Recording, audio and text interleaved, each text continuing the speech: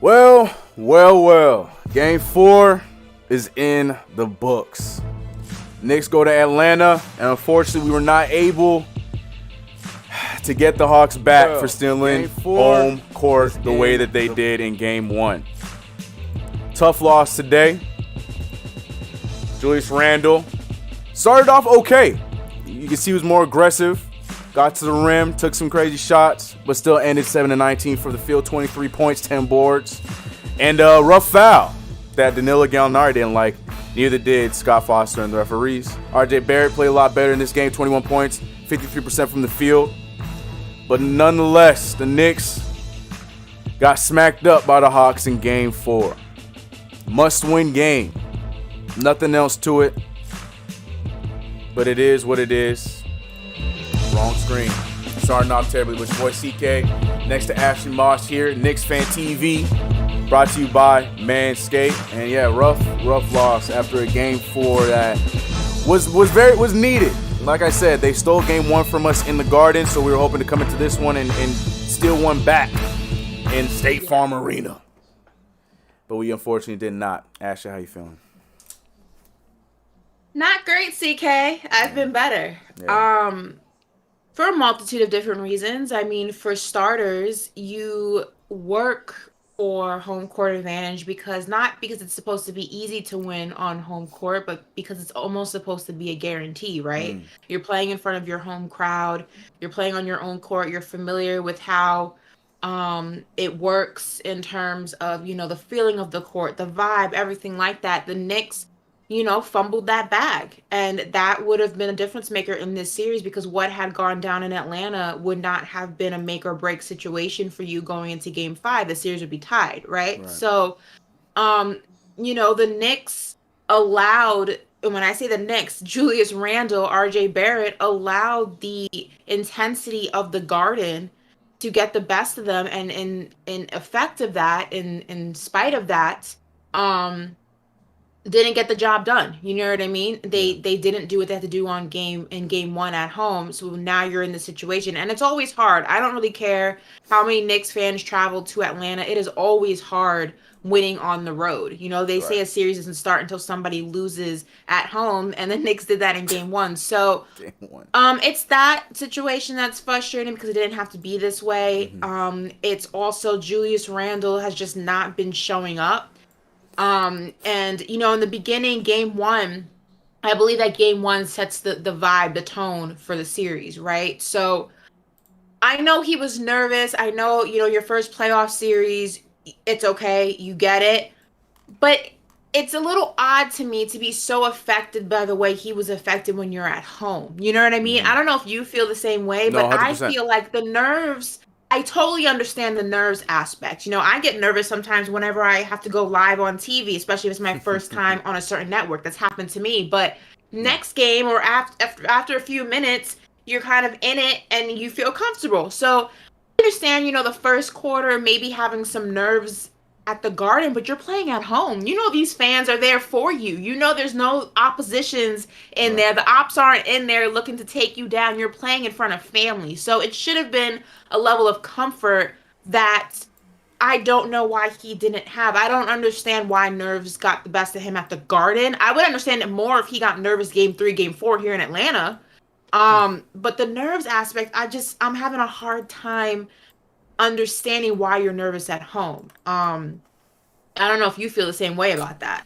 Yeah, 100%. I mean, to be completely honest with you, Game 1, I was fully expecting that. We had been doing some pre-series shows and on my own channel and stuff like that. I full-heartedly expected him and RJ to have a bit of the jitters in that first game because, look, man, but for the entirety of a game? No. I understand the first quarter, but the whole game? For Game 1, I'm talking about just Game 1. I'm not talking about for both games. I'm talking about just Game 1. I mean, it could have been expected. I mean, look, we're not only are we jumping from what 3,000 fans to 15 in a span of a week. You know what I mean? And especially for this team that was playing so well, I'm not saying that they would not have played this well if there were not fans in the stands. But at the same time, it makes a difference because this team right here, the majority of this team did not get to taste the feel, the power, the energy of the Garden as they did in that first game, and knowing that everybody was there. You're hearing the MVPs at a louder scale for Julius Randle. You're hearing, the RJ Barrett chants, so on and so forth. So it was expected to me, in my humble opinion, that there was going to be jitters in that first game coming from RJ and Julius Randle. And I even threw Quickly in there, but he said, no, I'm good. You don't worry about me, CK, because he played good in game one. But that was it. I thought it was going to be a wrap there. Julius Randle said it himself. He was rattled.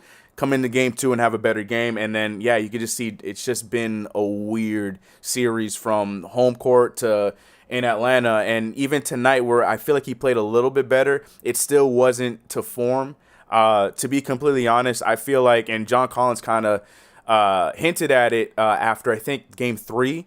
The simple thing is they just got in his head and they're letting Julius be emotional. And unfortunately, that's just been who he's been his entire career. I've got a bunch of Laker fans who's been hitting me up like, yeah, damn, it looks like y'all getting that purple and gold Julius now in the playoffs and looking like the same Julius you guys had before, because it's true. I mean, John Collins says something, Julius Randle's in his ear saying something else, not worried about his game on the court. And it goes from him to Trae Young, who's they're trying to get in his head, and unfortunately it looks like it was working up until this game.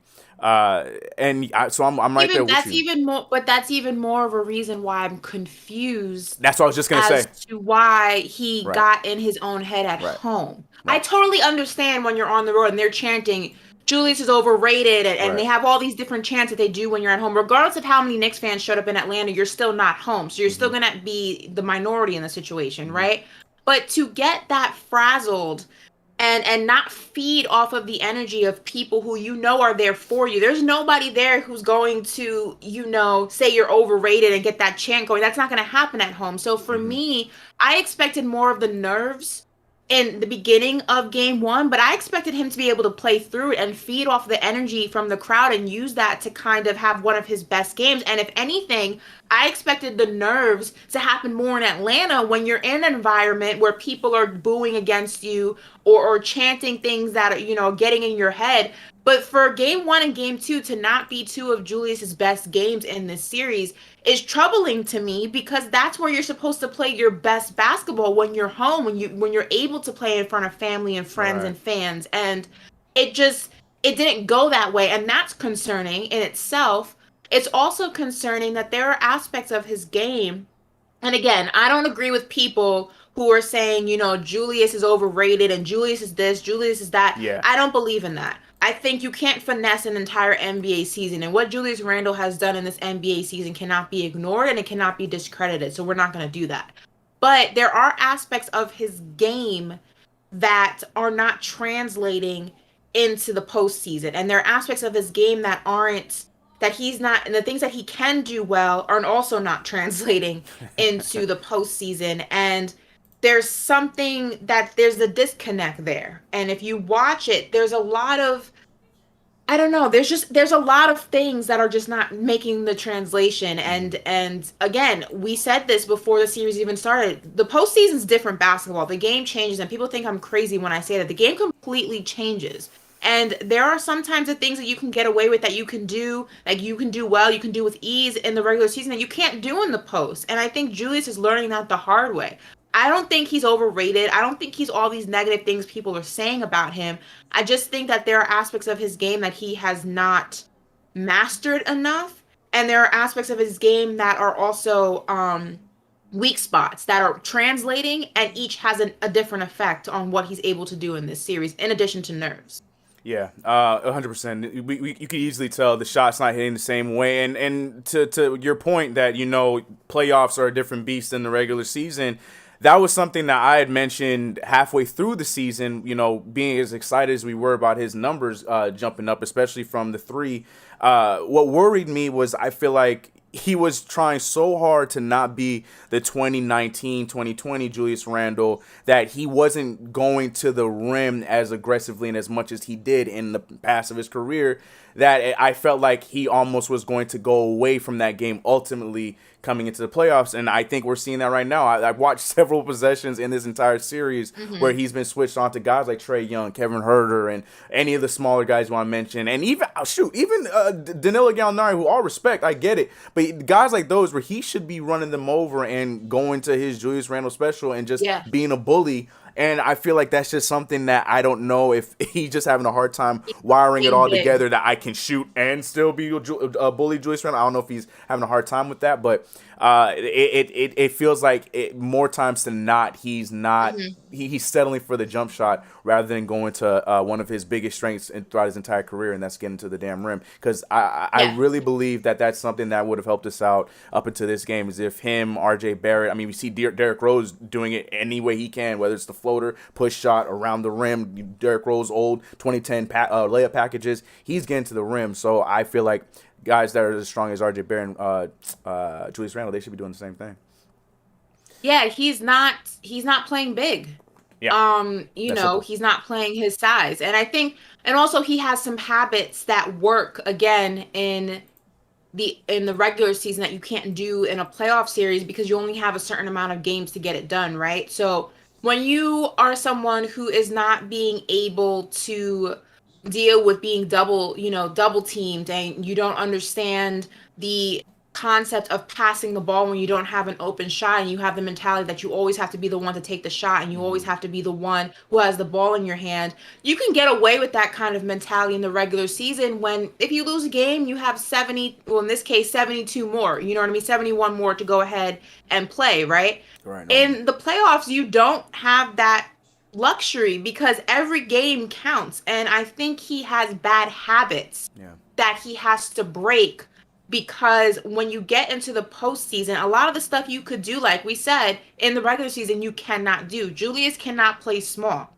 You cannot constantly have the ball in your hand when you're not the one with the hot hand. You can't constantly feel like you have to take the shot if you don't have the hot hand. You have to kick the ball out. You can't get frustrated by the double team. You can't go ahead and complain for every single call. You're not going to get calls. It's going to be very lopsided sometimes, as we can see. There are a lot of things that he was in bad habits of during the regular season that we spoke about, that we were frustrated about as fans, right? That have followed him into the postseason, that are now affecting him, and you're seeing it more in high definition because now it's on a national scale. And also you're seeing how it can affect a series versus having the cushion of an entire very long basketball season. And it is what it is right now. And it's hard to make that switch just from the regular season to the postseason. It's very hard to it's not a light switch. It's very, very hard to change and that. And even one more up in the series, from game 2 to game 3, making that kind of switch, making those kind of, you're 100% correct there. It's your boy CK2K, Ashley Moss, to my left, right, I don't know what it is on y'all screen. But on your right. Yeah, okay, cool, I'm all right. But yeah, we're here holding it down. CP will be here shortly. As you guys know, he was in attendance of the game tonight, which leads me to this first super chat by Fat Boy with Kicks, who dropped $5, who said, so no one gonna talk about the elephant in the room, huh? Every game CP goes to, the Knicks lose. Check the tape. I ain't gonna put that on CP. You know, I'll put it on the fact that for the first time all series, I put on my damn Kevin Knox jersey, and lo and behold, Kevin Knox gets put on the court when we're being blown out. So I'm gonna take the blame for this one. Y'all can put the blame on me. Don't put it on CP. Don't do that. Charlie Correa saying with $10, appreciate you, bro. He says, I don't understand how we didn't take advantage and switch on Trae. Sorry, I love this one. Sorry. I don't understand how we didn't take advantage of and switch on Trae on offense to bully him and open up opportunities. We look so lost with no offensive plan. I feel like we've been saying that. I feel a lot of people in the chats have been saying that since game 1. We don't take advantage of it. Just like I mentioned, and Julius Randle's not the only one. There's been opportunities where you get switched on. The only person I feel like who's taking advantage of it consistently was Derrick Rose. Derrick Rose, obviously, from the jump, he's not. Trae Young's not guarding Derrick Rose from the jump like that anymore, especially since he's been in the starting lineup. But the times where he does get switched over to him, you see that ball get to Derrick Rose so fast, and it always leads into a float shot or something around the rim. Derrick Rose takes advantage. But Julius Randle, RJ Barrett a few times too. Reggie Bullock who could shoot over him. Like these guys, I don't feel like they're making him look a lot better defensively than he truly is, and that's something I completely agree with that we should be taking advantage of. And not until Taj Gibson and him got into a little bit of a spat, an argument, a confrontation on the court. Taj Gibson finally took advantage of him the one time he got switched over. But I completely agree. Yeah. We got to take advantage of that for sure. So I mean, blame is definitely on Julius Randle, but I mean, Thibs can go ahead and take some of this blame too for a variety of different reasons. Yeah.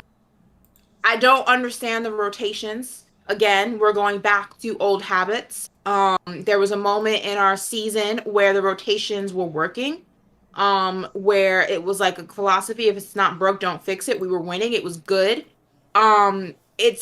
It's reminiscent of Thibs in the beginning of the season, where it's like, what court are you looking at? What game are you watching? Because it's not what we're seeing as fans. It's not what we're seeing in the stands. You know what I'm saying? It's almost like it's a different. It's like I compare it to the Upside Down. It's just like a different reality of he's getting out coached. He's getting out coached. McMillan is making the adjustments. He's making, the plays are even better. And again, granted, we're in a deficiency in terms of talent. Let's make that very clear. We don't have nearly as much offensive talent as the Hawks do, but they're not nearly as good as a defensive team as we are. Knowing that, why are you letting guys out there chuck up long-range shots, 30-footers, things from the logo? Like, you guys don't have that kind of shooting power. What you should be doing is living in the paint, because they're not going to stop you. It's not in the make of their team. It's just not in their DNA. You should be living in the paint. You should be getting those floaters, those mid-range shots. You should be getting the easy layups. There's no reason Julius Randle, as big as he is, should be missing layups in the paint. You should be bullying those guys. You should be in there living there. They want to stop you. They gotta foul you. Like, settling for the long range shots does two things. One, most of the time you're not going to make them because you don't have that type of power. You're not that type of team. Mm-hmm. And then two, all you're doing is making it easy for Atlanta because they know they don't have to foul you, because they're not even going to try to attempt to stop the shot, because 9 times out of 10 you're not going to make it.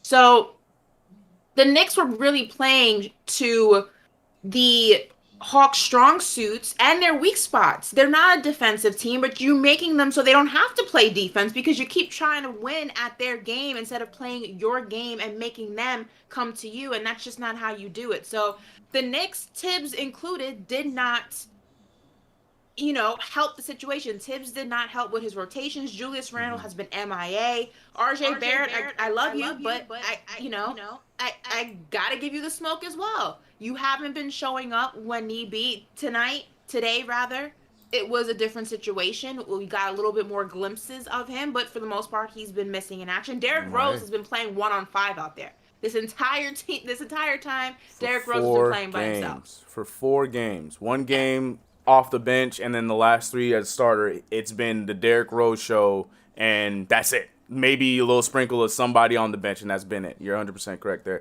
And yeah, I love that point. And the chat was snapping with you on your point, because when we settle for those jump shots, as you're seeing in the highlights right now, when we settle for those shots, and we don't take advantage of going to the paint. I understand the acapella, cool. You're right, I get that. But there's still Derrick Rose is having no problems finding a way to get to the paint with Capella, with John Collins, with any of those guys in there. And if he's not having a problem with it, I get he's crafty with it. Then guys like RJ Barrett and Julius Randle, who've been doing a good job with it, that's actually their game. They should be doing the same thing. I completely agree with you, because when we settle for those shots and we miss them, because let's be real, we aren't shooters like that we only make the damn job easier for the Hawks, and we saw that today. CP, I don't know if you were ready, but your camera's not up, but I got you here. But we just you know what, though, while CP is getting ready, where you at, CP? It's baffling to me that you don't figure that out sooner, because it's not like you haven't played teams like that this season. You know what I mean? It's not like you haven't played teams. Most of the teams you've played have been more offensively talented than you, because you just don't have that type of a roster. And you've seen outcomes when you try to play the game of a team that's more offensively talented than you. You've seen what that score usually looks like. Every time. 9 times out of 10 does not go in your favor. So why you would go into this situation playing that same game knowing the outcome is going to be what it's going to be, it doesn't make sense. Like, why aren't you making those adjustments? Why aren't you saying, Check. bringing your team to the side and saying, look, you guys got to stop trying to settle for these three balls. I need you to live in the paint. That is our bread and that's our butter. RJ, why are you settling for shots from the logo? Live in that corner. That's what you do. It's just making something that you already know what the outcome is possibly going to be harder than it has to be. And that's the most frustrating part. Yeah. 100%. I couldn't agree more. Check, CP, what's good, man? check. Coming back. Yeah, we can hear you, bro. We can hear you.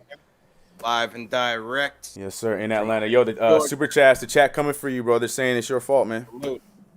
They're calling you a jinx. Bro, I gave y'all the most epic win in Madison Square Garden history. What are you talking about? I was out there. We shut down 7th Avenue. I've been at every game.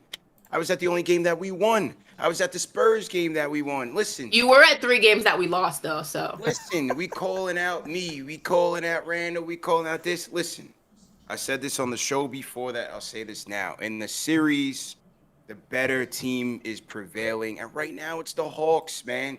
They are the more talented team. They are giving us the business. They are beating us in every facet of the game. Offensively, defensively, rebounding, coaching. They have the more dominant team. We just have to face the facts. We have reached our pinnacle, which is not bad. We have made it to where we can make it to. We've overachieved with Randle, with Thibs. They did a great job this season. I'm not going to throw Julius under the bus like many have because we've said it all year that he is a 1B player, or maybe a 2A player. We need more firepower. You know what I'm saying? We've always known that we need more at the point guard position. We know that we need more at the wing. And that's showing itself through this series. And so, there's only so much that we can do to try to win this series. At the end of the day, the Hawks have been the better team, and they're showing that. The Knicks have been the better team in one half of basketball. And that was the second half of game 2, where they came back and one of their defense was on the point. But the fact remains is that they have a triple threat from the point guard position, something that we've been starving for. D Rose is D Rose. He's our guy. But he's not our point guard of the future. We cannot go into next year with him as a starting point guard. We need the starting point guard. You got 0 points from Reggie Bullock at the 3. RJ did what he can do, but, he missed wide open shots. Bullock missed wide open shots. And what happened when the Hawks had their shots? Gallinari came back with a vengeance. Bogdanovich has been a beast. Collins himself went on a 7-0 run in the second quarter. They opened it up in the third quarter. You have Herter. They have too much firepower for us to try to stop, man. It's just that, I've been to every game. Listen, I will agree with you and I think it's hard. I think it's hard to not agree with you in terms of, the Hawks having more offensive power. Stevie Wonder could see that, you know what I mean? That it just is what it is. But this is a team that we are evenly matched with because we have what they don't have, and that's defense. And we're not even playing to our strengths. So that's the frustrating part is we already know we went into this situation with a deficit, right? Because we're not offensively talented like the Atlanta Hawks are. That just is what it is. But it's frustrating to go into a series and watch these games unfold and you're not even playing to what you do have. And that's a strong defense that makes it hard for people to score. That makes them have to go ahead and work a little bit harder, take shots that they may not want to take. You're not even doing that. You can't cover everybody. You got to understand something. This Knicks defense, what Thibs is trying to do, he's trying to take away the high percentage shot. That's a 2-point shot and trying to avoid drawing a foul, right? So you're going to give up 3-point opportunities. Yes, your rotations have to be crisp. I understand that. But you're going to give up 3-point opportunities. But what the Hawks have is they have the firepower to convert. Whether it's Collins, Gallinari, Herter, Bogdanovich, Trae Young. I just gave you 5 people. Hunter, that's 6 people that are better 3-point shooters than anyone that the Knicks have on their roster. You can't shut down everybody. I understand our defense has been lax. I understand we're giving up a ton of 3-point looks. But when we have our 3-point opportunities, our open ones, we're not hitting them. When they have theirs, they're hitting them. And it starts with their point guard, who we have not been able to stop all series. Yes, you're going to start D Rose, but you're going to give up a ton defensively. You're going to try to trap Trae? Okay. The lob is over your head to Capella. He's got Collins on the wing. He's got Hurt on the wing. I hate to sound like it's KnicksFanTV over here, but after having watched 4 games in a row of these two teams matching up, their offense is very good. This is a team that went 27-11 under Nate McMillan to finish the season. Hunter, as I've said all season, he's going to be the X factor. He took Julius one-on-one. Then they have Capella shadowing Julius, to cover his drives. On top of that, the Knicks have not been a good team finishing at the rim all year, whether it's against the Hawks or any other team. So, listen, I understand we're trying to find answers, but I just feel like at the end of the day, we've come up on our number. We faced our number, and the Hawks just have our number. Maybe we can win at the Garden. Maybe Wednesday we can win at the Garden. I sure hope so, to make a series out of it. But I just feel like the talent is prevailing. Kenny Payne said on TNT, he told Charles Barkley, this is a series of skill versus will. The Hawks have the more skilled players. The Knicks have will. Our will has gotten us here to the 4th seed. But if we did a draft, I just said this on the previous stream, if we did a draft of both teams, you're going to take Young first, you're going to take Julius second, D Rose third. How many more players are you going to pick before you get to RJ? Realistically. I just feel like the Hawks have a more talented team. And this is why but I don't think anyone doubted that, though. No one ever doubted that. But no one ever, I don't think anybody ever doubted that the Hawks had a more talented team. I don't think anybody in this chat doubted that the Hawks had a more talented team. But it's frustrating to watch the team fall apart at the seams, and they're not even doing what they can do. Like, if you watch the games, we're not even doing the things that we do well. None of it. It's like every single thing that you have somewhat mastered, have somewhat been able to do at high efficiency, you have just completely thrown out the window. It's not so much about being, and again, going back, I'll say this again so people who just got in the chat can hear me. I am 100% aware of the fact the Atlanta Hawks are more talented, and I said that this was going to be a fight. We're evenly matched in the sense of what they don't do well, we do better, but they're also a lot higher up on the offensive talent scale than we are. So it was going to be somewhat evenly matched, but still a little bit uneven, if that makes sense. But it's frustrating to watch a team go into each game and just not play any type of remnants of what got them there in the first place. Because I feel like had it been the case, games wouldn't be such blowouts. And we barely won game 2. Let's be honest. We barely won game 2. And it's frustrating to just watch a team not even compete. I mean, we're not even competing at this point. This game that just happened was a disaster. It doesn't even look like your body's on the court, but mentally your mind's someone else, and that's frustrating to watch. It was ugly. You can only play but so much defense. At the end of the day, you've got to be able to match that offense. Of course. But we're not playing any CP. Yeah, but we don't have the firepower, though. We don't have it. We don't have it. My fault. My voice is going, but we don't have it. We just don't have it. I wish I could, pull a rabbit out of a hat. You had 0 points from IQ. You had 0 points from Bullock. Those are our top 3-point shooters. Burks hasn't been good since game 1. Game 1. Mm-hmm. How much more? We don't have the productivity to keep pace. Yeah, I agree with both. Look, you're right. It all comes down to the fact that we got to match them scoring like that. I mean, we got to at least keep up. I can't say match. I don't think we have that to be able to match them scoring. But at the same time, I'm with Ash on this one because we didn't. Our defense, we're not playing to our strength, and when we don't play to our strength, we look like the team that we saw here today. We were not playing to our strength. We're seeing too many open shots, and you're right. They got the dudes, they got all that, and the chat saying the same thing. You're 100% correct. But at the same time, if we're leaving them open, it's going to shine a lot more. And then on top of that, if we're settling for making shots with them just putting their hand up in our face rather than trying to get something else going for us offensively, we're playing into their strengths and we're making them look a lot better. I will not argue with either you guys or the chat on the fact that they have more, more artillery, more talent, whatever you want to call it as it is. Sure. But at the same time, if we're not at least giving ourselves that fighting chance by playing the way that got us to this 4th seed, then we're going to look bad.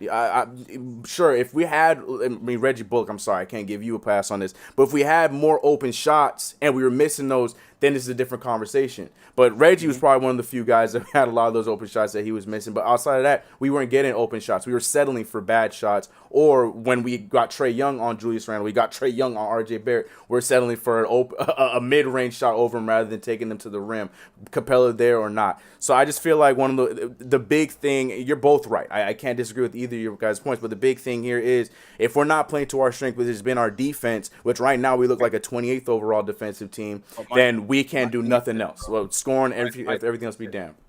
My thing is this, and salute to everybody in the chat once again. Hit that thumbs up on Free Squad. We look like frauds, is what we look like. We look like frauds. 657-383-1509. Phones are open. My point is this, though, CK. Right. And we're going to take calls in a second. My point is this. All season long, we have given up a ton of three-point attempts. That is the style of our defense. Okay. Check the numbers, check the rank, check where we rank in terms of opponent three-point attempts against. We're up there because our defense allows it. We give up a ton of open threes. We've been doing that all season. The difference is you're not playing teams throughout the season where one team's better, one team's worse, one team's better, one team's worse. You're playing a team that is consistently good at knocking down the three-point shot. When the point guard is putting pressure on the defense by himself, by being able to get higher percentage shots with the floater, with the layup, with the lob over the top, you're going to help in that direction, and you're going to leave the lower percentage shots open. The problem is that they have guys that can knock it down. That's just my point. So there's only so much defense you can play. At the other end, you're going to have to match that. And I just feel like the Hawks' defensive schemes on Randle has been effective. He hasn't been good. I give you that. RJ hasn't been great. I give you that. But at the end of the day, their offense is outshining ours. And this is why we're down 3-1. But we know, but here, I mean, then help me figure this out, because I, again, 100% agree with you. Again, 100% agree the Hawks are more offensively talented. But going back to the one point of you're just not playing what you can do well. You're not even manifesting and utilizing that. But also, there's no reason already in the offensive deficit. Why are you missing layups? Why are you missing floaters? Why are you not drawing fouls? Why are you not taking advantage of turnover points? Why are you, like, I completely understand being, in the deficit when it comes to offensive talent. I get it. But if you look at some of these games and you look at the numbers, you're not even doing the fundamentals okay. You're not even fighting in that capacity. You're going out there and you look just like a jumbled mess of a team that most people would be like, how the hell did they get to the 4th seed to begin with? You have abandoned every single fundamental of basketball in this series unnecessarily. You already are in a deficit. Again, already in a deficit because the Hawks are more offensively talented, but you can't even do the basics. That's the frustrating part. Defensively, they've been good. Listen, I've been at every game watching this team. Defensively, they are good. When you put Hunter in there and you have Collins and you have Capella and you have whoever and Bogdanovich, it's a lot of wingspan in those passing lanes. Of course, but you can't do the basics, CP. But they're missing wide open shots. The Knicks are missing a ton of open looks too. We have to have perfect games against this team, and we're just not having them. I agree. That's the big part right there. That's the unfortunate part. We got to play perfect. Yeah, we got to play perfect to match their okay. I'm not even talking about perfect. Listen, taking wins and losses out of the equation. Take that out of the equation right now. I'm not even talking that far ahead. I'm talking about perfect games so that we can go ahead and get wins. I'm just talking about going out there and looking like somewhat of a cohesive basketball team, doing the fundamentals of that. I'm not seeing any of it. It's just not happening, and that's what's frustrating. It's one thing to lose, right? But it's another thing on how you lose, and we're losing in a way that's just disgusting to watch. As not only a Knicks fan, but a fan of basketball, you're completely falling apart at the seams every chance you get, and it's frustrating. I'm with you, Ash. I'm with you 100%. I'm here. It's tough to see us get swept in these 2 games that we're out here, man. I wish it could have been a better result. I'm telling you. So to everybody in the chat, once again, hit that thumbs up on Free Squad. I see a lot of super chats coming in. I want to shout out Above the Rim sends a $50 super chat. He says, we wasted 3 games with Derrick Rose, gave it his all, should have used the big 14s to your advantage. Why not play the young guys who want to run? Anytime we run with the young players, it's a breath of fresh air. Proud of Obi. Salute to Above the Rim sends a super chat. Paul Robinson also sends a super chat. He says, CP, if Randle dropped 20 on 40%, we win game 1 and maybe game 3. We didn't have to be perfect. Randle just had to hit open shots at the least. I understand that, but when do we give the other team credit for their defensive schemes? That's what I'm saying. I think it's a two-way street. Man. Obviously, Randle has to be good, but I think their schemes are also good. just have them watching. I Like think we these said teams are last show, they don't have to change nothing. They just keep playing us the same exact way because we ain't making it harder on You them. can't stop it. Yeah, exactly. You're not making why fix what's not broken? You're not making the adjustments to stop them. So why do I have to go ahead and change anything about what I'm doing offensively or defensively? It's working. You can't stop it. So whatever. I mean, I don't blame them. Salute to the rhyme animal Chuck D. Everybody throw a hashtag PE in the chat to salute the legend. He says, I can't buy the fact that the Hawks have more firepower, and that's it. They hit the shots in their gym. Nate Mack made them two-way players. Sixers have more talent than ATL, but they can't do it. That can't do it alone. D's got to be tougher. Salute to Chuck. I just feel in this series they do have the talent, man. I just see it, man. Let's go ahead and go to the phones. Let's go to the phones.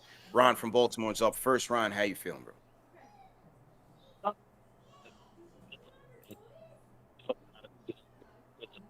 Yeah.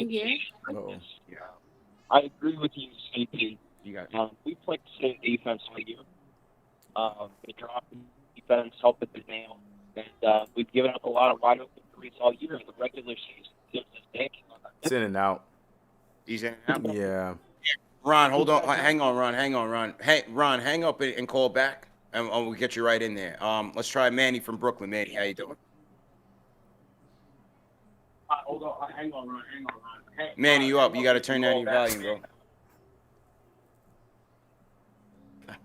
Manny, you got to turn down your volume, bro. Yeah. Hello. Yeah. Go ahead, bro. Turn down your background volume, bro. All right. In my opinion, D-Rose shouldn't start. Oh, I feel like the second unit and Frank should start. In my opinion, Frank should start.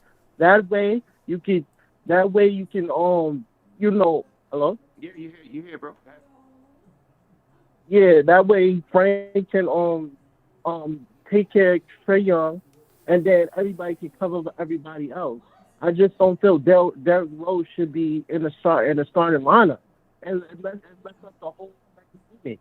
He should be with that second unit. In my opinion, Frank should start, and I feel like he should get the start just to give us a chance, Just guard him. Don't just guard him and make sure he doesn't score. Like that's it. Like I don't know what Thibs is doing, but he needs to do that for real. Because that's the only way we can take this series and move on to the second round. I'm telling you, it really do that really, and that's all I gotta say. Bye. Okay. All right, appreciate the call. That was going in and out from me, CP. Can you give us the cliff notes because we couldn't hear that? He basically said that he was hoping that Frank would get in and start. So maybe that did that not come out through the chat? Did the chat not hear that? No. Only you heard it. Yeah. Yeah. Okay. You guys should be able to hear that. All right, hang on 1 second. Hang on. Yeah, basically he was saying that he thinks Frank should get the start. That's about all I got from it. D-Rose. I mean, I don't really was hurt the second unit, but D-Rose came in plenty with that second unit, especially in the first quarter. So, go ahead, Ash. What were you saying? I mean, I get it.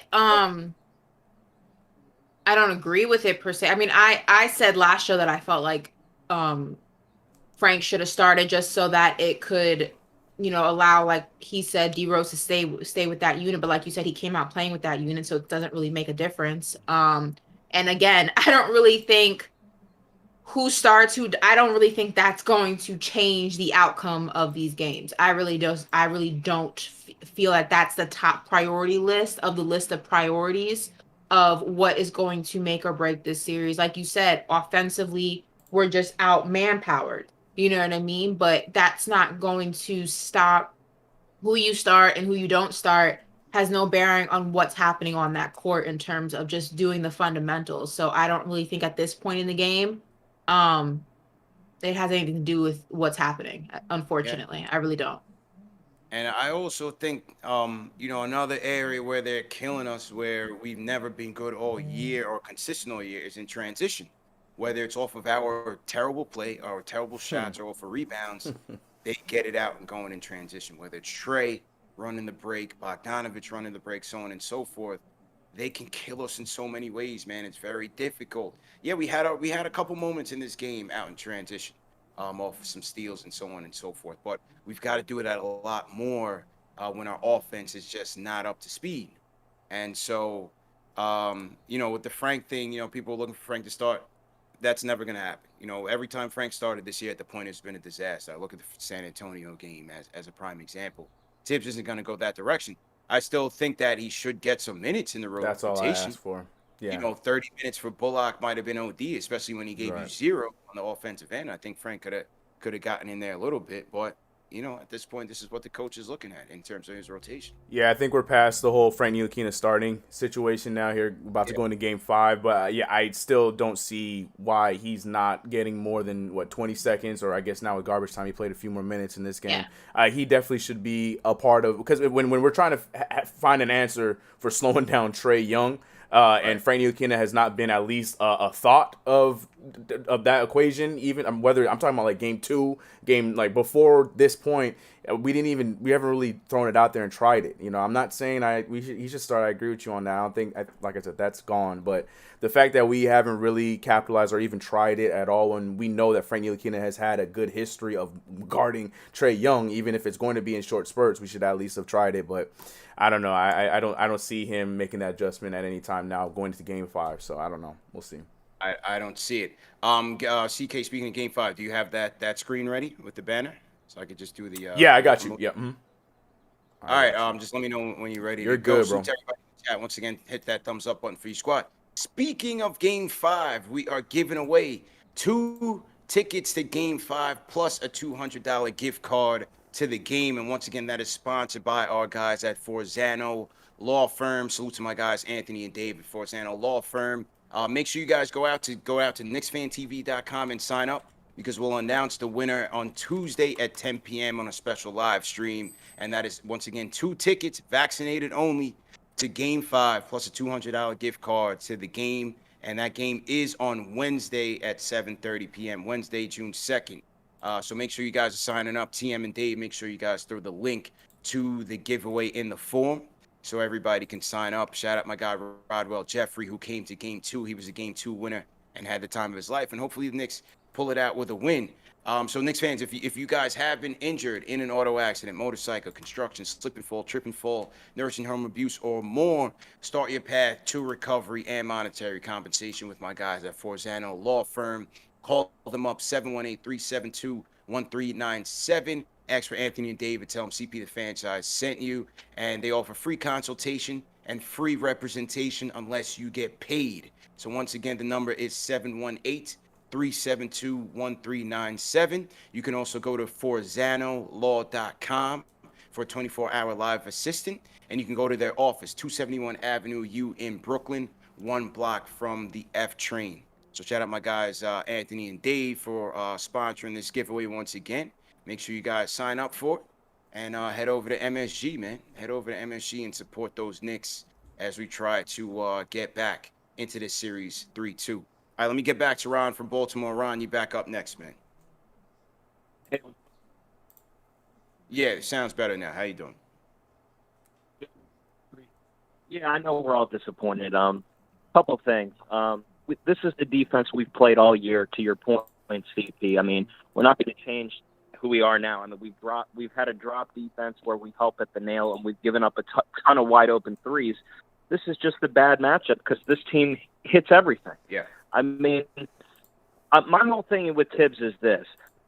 Look, adjustments are made in the postseason. This roster is limited. We got to be more versatile. We got to get more versatile players.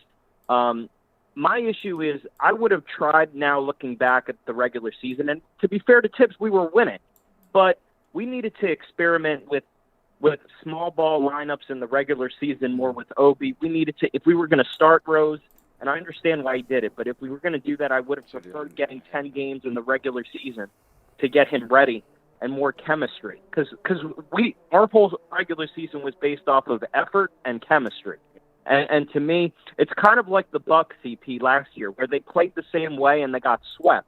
This year, they've tried completely different things on defense. They're multiple. They can do different things, and they they're having a much better playoffs. I get it, the Bucks roster is much better than ours. I'm just saying, I think these are things that we, looking back on, have hurt us. Overall, though, I'm still very proud of the team. RJ played well. I want to just say that about RJ. Thank you. I was proud of how he played today. He was aggressive. He got out in transition. RJ did what I wanted him to do. Randle missed shots. The turnover's unacceptable. Led to threes the other way. Yeah. Swung the game in the first half. Killed us in I thought he transition. got better looks. I thought he got better looks, CP. But overall, I'm proud of this team. This team will get better. I just think there's a lot of things in the regular season next year that I think we need to see with better personnel so that we can be more ill-equipped to beat this type of team. Thanks for the call, Ron. Definitely thanks for the call. You know, somebody else had mentioned that, C.K. Nash. I was talking to somebody on the way to the game, and they had made the same point, like, you know, we should have tried to start Rose earlier in the season rather than now to see, you know, how we impact the rotation off the second unit and impact the chemistry. Maybe the COVID situation derailed that. Maybe they did have plans for that. I'm not sure. And maybe, you know, the fact that he did catch COVID kind of hurt those plans. And maybe, you know, he also said maybe putting Obi playing more small ball with Randle Obi, testing that out early in the season. Maybe that would have helped.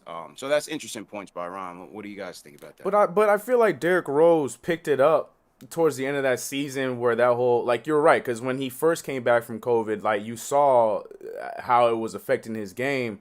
But that turned around, I want to say, around probably March, end of March, going into April. No, I feel like what he's saying is putting him in the starting lineup. No, earlier. I'm agreeing, but I'm saying to your point. No, I'm to your point. If that to me, that's a weak excuse if that's the reason, because his game turned around towards the end of the season where they should have still been able to do what he had said and start him, especially if Elfrid Payton wasn't giving us anything the same way he hasn't been giving us anything in the playoffs, which got him benched. It should have been the same thing. So if that's the reason, if they're going to say the COVID thing, they're not sure if he could play. There was games where he was playing 35, 38, 30, you know, a lot of minutes towards the end of the season. So he could have done it, and they could have tried it out a lot sooner. I'm willing to take the answer because Alec Burks was gone, and, you know, they're still trying to figure out who would be the guy to hold it off on the bench, if it's going to be Quickly and Burks, if it can Quickly do it by himself, Quickly miss some games too. So if we're going to have that conversation, I guess, but even then, I feel like I completely agree with the caller. I think we all should agree with the caller that we wanted to see Derrick Rose come in the starting unit way sooner than game 2 of the NBA playoffs. Ash, how about you? No, I mean, everything CK said I was going to say, so it makes perfect sense to me. And I think also you're nitpicking. I think that's what you do when you're in this kind of a situation. You just kind of throw things against the wall and see what sticks. Yeah. I think, you know, in this series, it wouldn't have really made the biggest of difference. Like we've been saying, offensively, we're just outpowered. I think for me, though, and I'll keep saying it, whether people agree with it or not, it's just frustrating to me to just see the Knicks not do the fundamentals. It's just frustrating to see the Knicks go out there and just almost forget how to play basketball, it looks like. Like, it's one thing for me, you know, I don't have a problem with being, you know, outplayed in certain areas that I already kind of knew that the Knicks were going to struggle. And it's not a secret that offensively we're not a good team. It's not a secret. Like, we know it. Knicks fans know it. People who cover the media know it. Like, it is what it is. But there are things that this team has done well this entire season and does do well. They have strong points, and we haven't been utilizing those in the way that I feel like we could have. You know, and it's frustrating. So it kind of just is what it is. I don't know, you know, who starts first, who starts second, who starts third. That really wouldn't have made a difference in the grand scheme of things. The problems are so much deeper than that. So to everybody in the chat, once again, hit that thumbs up button for your squad. We got 1,100 people with us in the chat. I know a lot of the Hawks fans are in here getting chippy. Who are they? It is what it is. I ran into one of them on the street. People are telling me to jump sides. I had a Hawks fan recognize me before I recognized him. So he's been a fan of KnicksFanTV. Who knew? But, yeah, they're in here talking. It is what it is, man. If you guys are new in the chat, leave us a hashtag new. We will shout you guys out. Definitely want to shout out some more super chats that have come in. Salute to Gotcha Open for the super chat. Brian Wilford says Thibs proved he could get a mediocre team to the 4th seed. Now watch what happens when Rose upgrades the roster to the offseason. He wants Colin Sexton, CK. A lot of Colin Sextons flying around. Colin Sexton rumors flying around here. Okay. All right. No comment. He said no comment. No comment. Shout out to Son from Brooklyn. He says Ash is right. The Hawks have more offensive firepower than the Knicks, and they are not making Trae Young play defense. That I can definitely agree with. Yeah. Rhyme Animal Chuck D says our defense has been too forgiving and too soft to whistles, possibly fines in fear of getting hard fouls, possible flagrants as a strategy. It's do or die now, so Adam Silver should get more NYK memos. Yeah, I do think that, man. It's very hard to get physical in today's game, Chuck, because they just they review everything for a flagrant. Oh, And they bro, you can't even sneeze on Trae Young without him drawing a foul. It's annoying. Right. Like, Yeah, can't do anything, man. So it's hard, you know. Julius just got called for the offensive on the Collins one where he gave him a little elbow on the way up to the rim. You know, that was a nice foul for me, but for the refs, they called it the other way. I saw a tweet. I think I retweeted it. Somebody had tweeted out, why aren't we bullying them? I don't know, something like that. And then she said, if we can't beat them one way, we got to beat them the other. Sorry, I'm a fan of the 90s. And me too. But that would just result in so many techs and turnovers and fouls. It would not go well for us. The deficit would just get even bigger. So, maybe in the 90s that would have worked. Yep. It's not going to work. You see in all these 2021, referees, it doesn't work. Yeah, you see how these referees treat us like it would not benefit us. We can't even bang them up like you want to. Like back in the day, if you were losing like this, it's like, all right, we starting to throw elbows now. Screw it. Like you can't even do that. But CP, you were in attendance, and it felt like in that, at least in the first quarter, and I knew it wasn't going to last because I saw Scott Foster running back and forth on the court, but at least in that first quarter, being in attendance, like you saw that they were actually letting them play. For I'm watching all these other games in the playoffs, and I'm seeing them get to play physical. I'm watching Utah and Memphis, and they're playing physical as hell on that series. And for the first quarter of this game, it felt like it was going to be our turn. Like we were going to get our chance to do the same thing. The fouls were being called, I thought, pretty evenly. They let us play physical, but then that all just went away. I don't know if it's because of the tempers. I don't know what was going on, but I think so. I think they were trying to control the game when tempers started flaring, but I thought they called it fairly evenly on both sides. You know what I mean? I think they called it fairly evenly on both sides. So I see my guy Will on the Discord. We're going to get to Will shortly. So Will, make sure you prepare yourself and unmute. A couple more super chats I want to shout out. Shout out my guy JD. JD was here Friday night. He said, shout out to the crew. When you were relying on Taj, she was on the couch to play big minutes and rose to carry you. It catches up with you. Last hope is win game 5 and put all the pressure on ATL for 6. I definitely agree with JD there. And First Lady of Sports, thanks for the super chat, $10 super chat. She says, we need to let Trae get his shot. He was 4 for 14 shooting. We cannot allow them to make other players better. All right, so salute to the First Lady of Sports. All right, to the Discord we go. Will, what's going on, Will? You're up next. Yo, hey, what's going on, guys? How you guys doing? Good, man. What's good? Yo. Good. Listen, man. This series has been tough because it's supposed to be the best defense versus a good offense, and you kind of trying to, you kind of even out. At least that's how we hoped it was going to be, but it just seems that offensively, like at the end of the day, if you just have talent offensively, they're gonna make those shots, and they're gonna have you. It is what it is. But this is mostly surrounding Julius Randle, right? Now, I do not want to harp on Julius Randle because we wouldn't even be here if it wasn't for him, and that's clear. My only thing is it's clear he's not a number one player. All right. Now, I looked at the numbers, right? If you offer him a max extension, that's just around $27 million a year, which I don't mind giving Julius Randle. The issue is, I feel like if you give Julius Randle that max contract, you're putting expectations, or at least the media is going to put expectations on him that I don't think that he can fulfill. Now, I could be wrong because I've been wrong again. If Julius Randle goes this offseason, comes back a beast, and starts averaging 27 points, 8 rebounds, 6-7 assists, I'll take back all of that. But for me, I just think that we don't have that guy that has it. You know what it is. That guy that when it's hot, it's heavy, they're cool and collected. Julius Randle is great, but I don't think you can really count on him on high pressure situations. So if you're gonna, I just want Leon Rose and them to be smart with the money. Give Julius Randle maybe a little bit underneath the max, 25.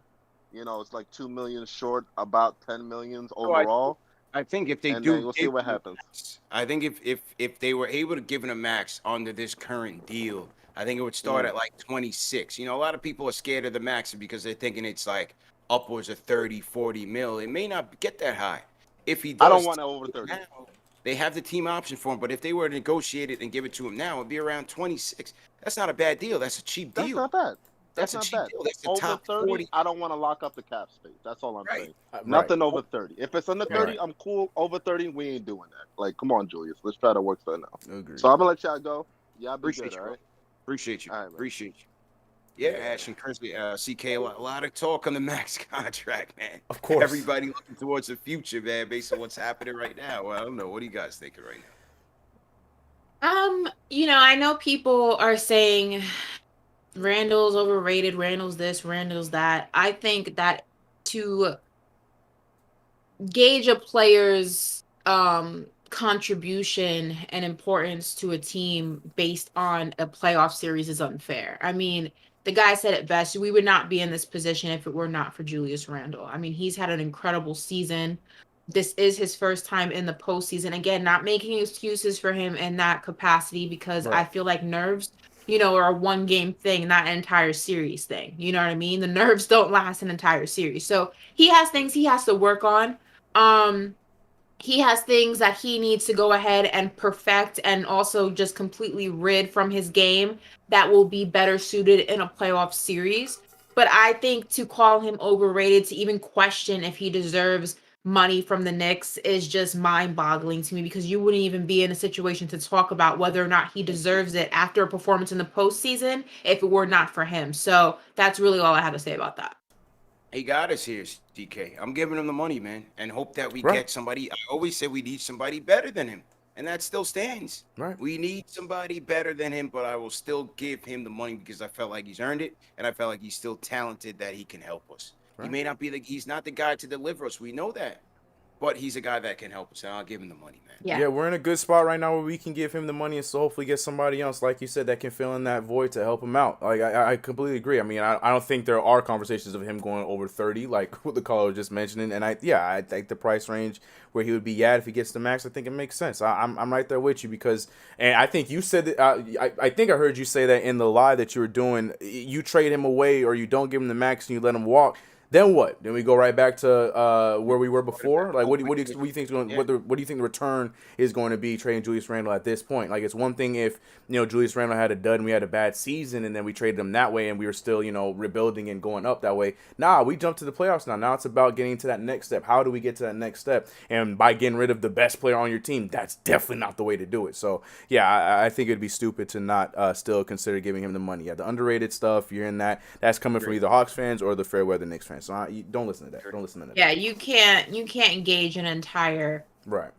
you can't use a playoff series to gauge somebody's entire season. It's just not fair. And again, it's not 100%. The position that we're in this series is not 100% on Julius Randle. It's just not. There's so many different facets. There's so many different situations that are affecting this series. There's so many things that you need to fill. There's so many voids that are affecting this series that to just put it all on Julius Randle by calling him overrated is just not fair. It's just it not only is it not fair, but it's not true. So again, I agree with you guys. Julius Randle is not the franchise player of the New York Knicks, but he's a very important piece. And I think that if you get him, if you surround him with pieces that benefit his game as well as things about his game that can benefit the right pieces you put around him, this team's going to be incredible. So he's not overrated, he's not a choker, he's not whatever it is that you guys are saying. Cut it out. We're not doing that. I'm not about to bail on him right now because we know that we need more. That's it. We need more. That's it.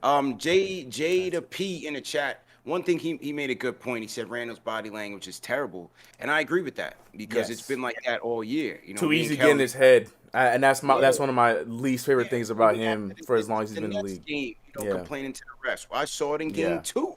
He kicked worked all game 2. He's all out of sorts. Him and Thibs all disconnected. You know, this game 3, it's the same thing. He's already crying early in the game. Got to get your head in the game, CK, bro. But what did I say on this show before the series started? And I said it on SNY too. The tape is on my Twitter feed if you don't believe me.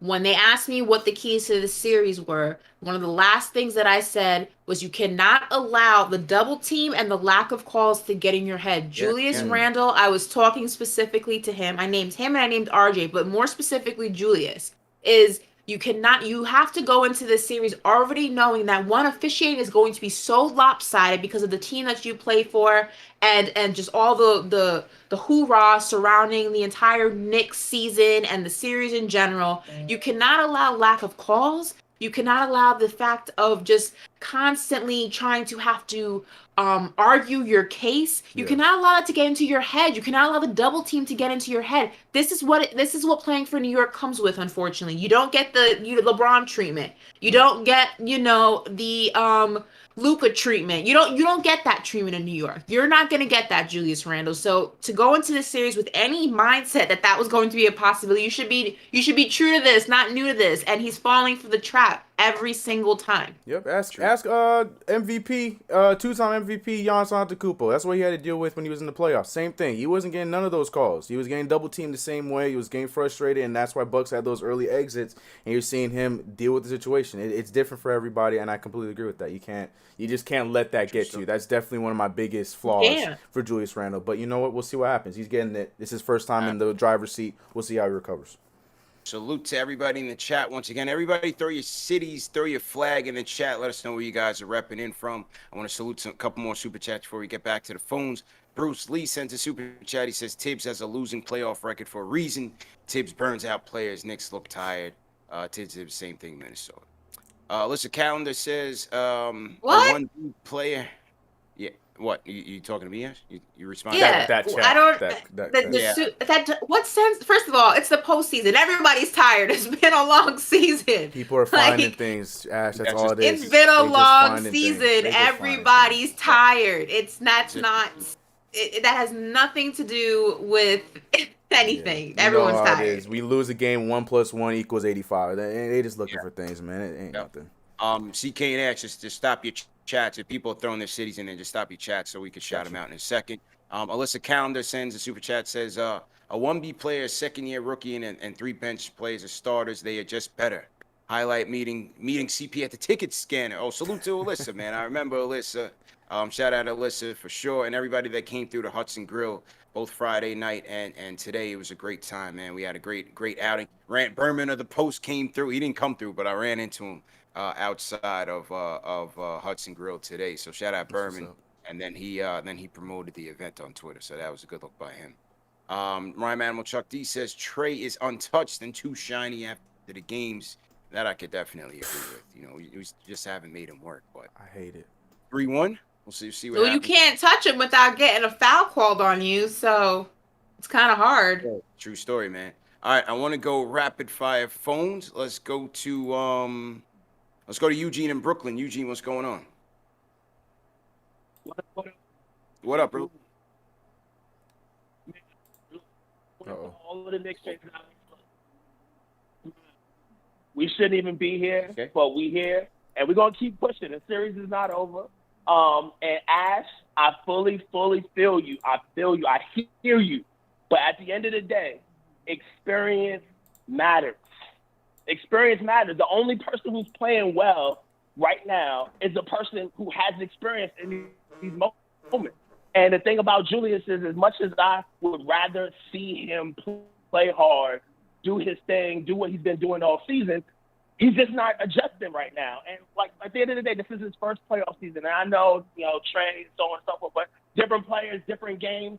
Julius has to have either a strong point guard or he needs to get his handle to a place in which he can get to his spots easily. And those two things did not happen. So salute to Rose for putting it all on the line. We wouldn't be here without him. Thibs, I know you need to do some type of adjustments in the game. We just got to get better from you.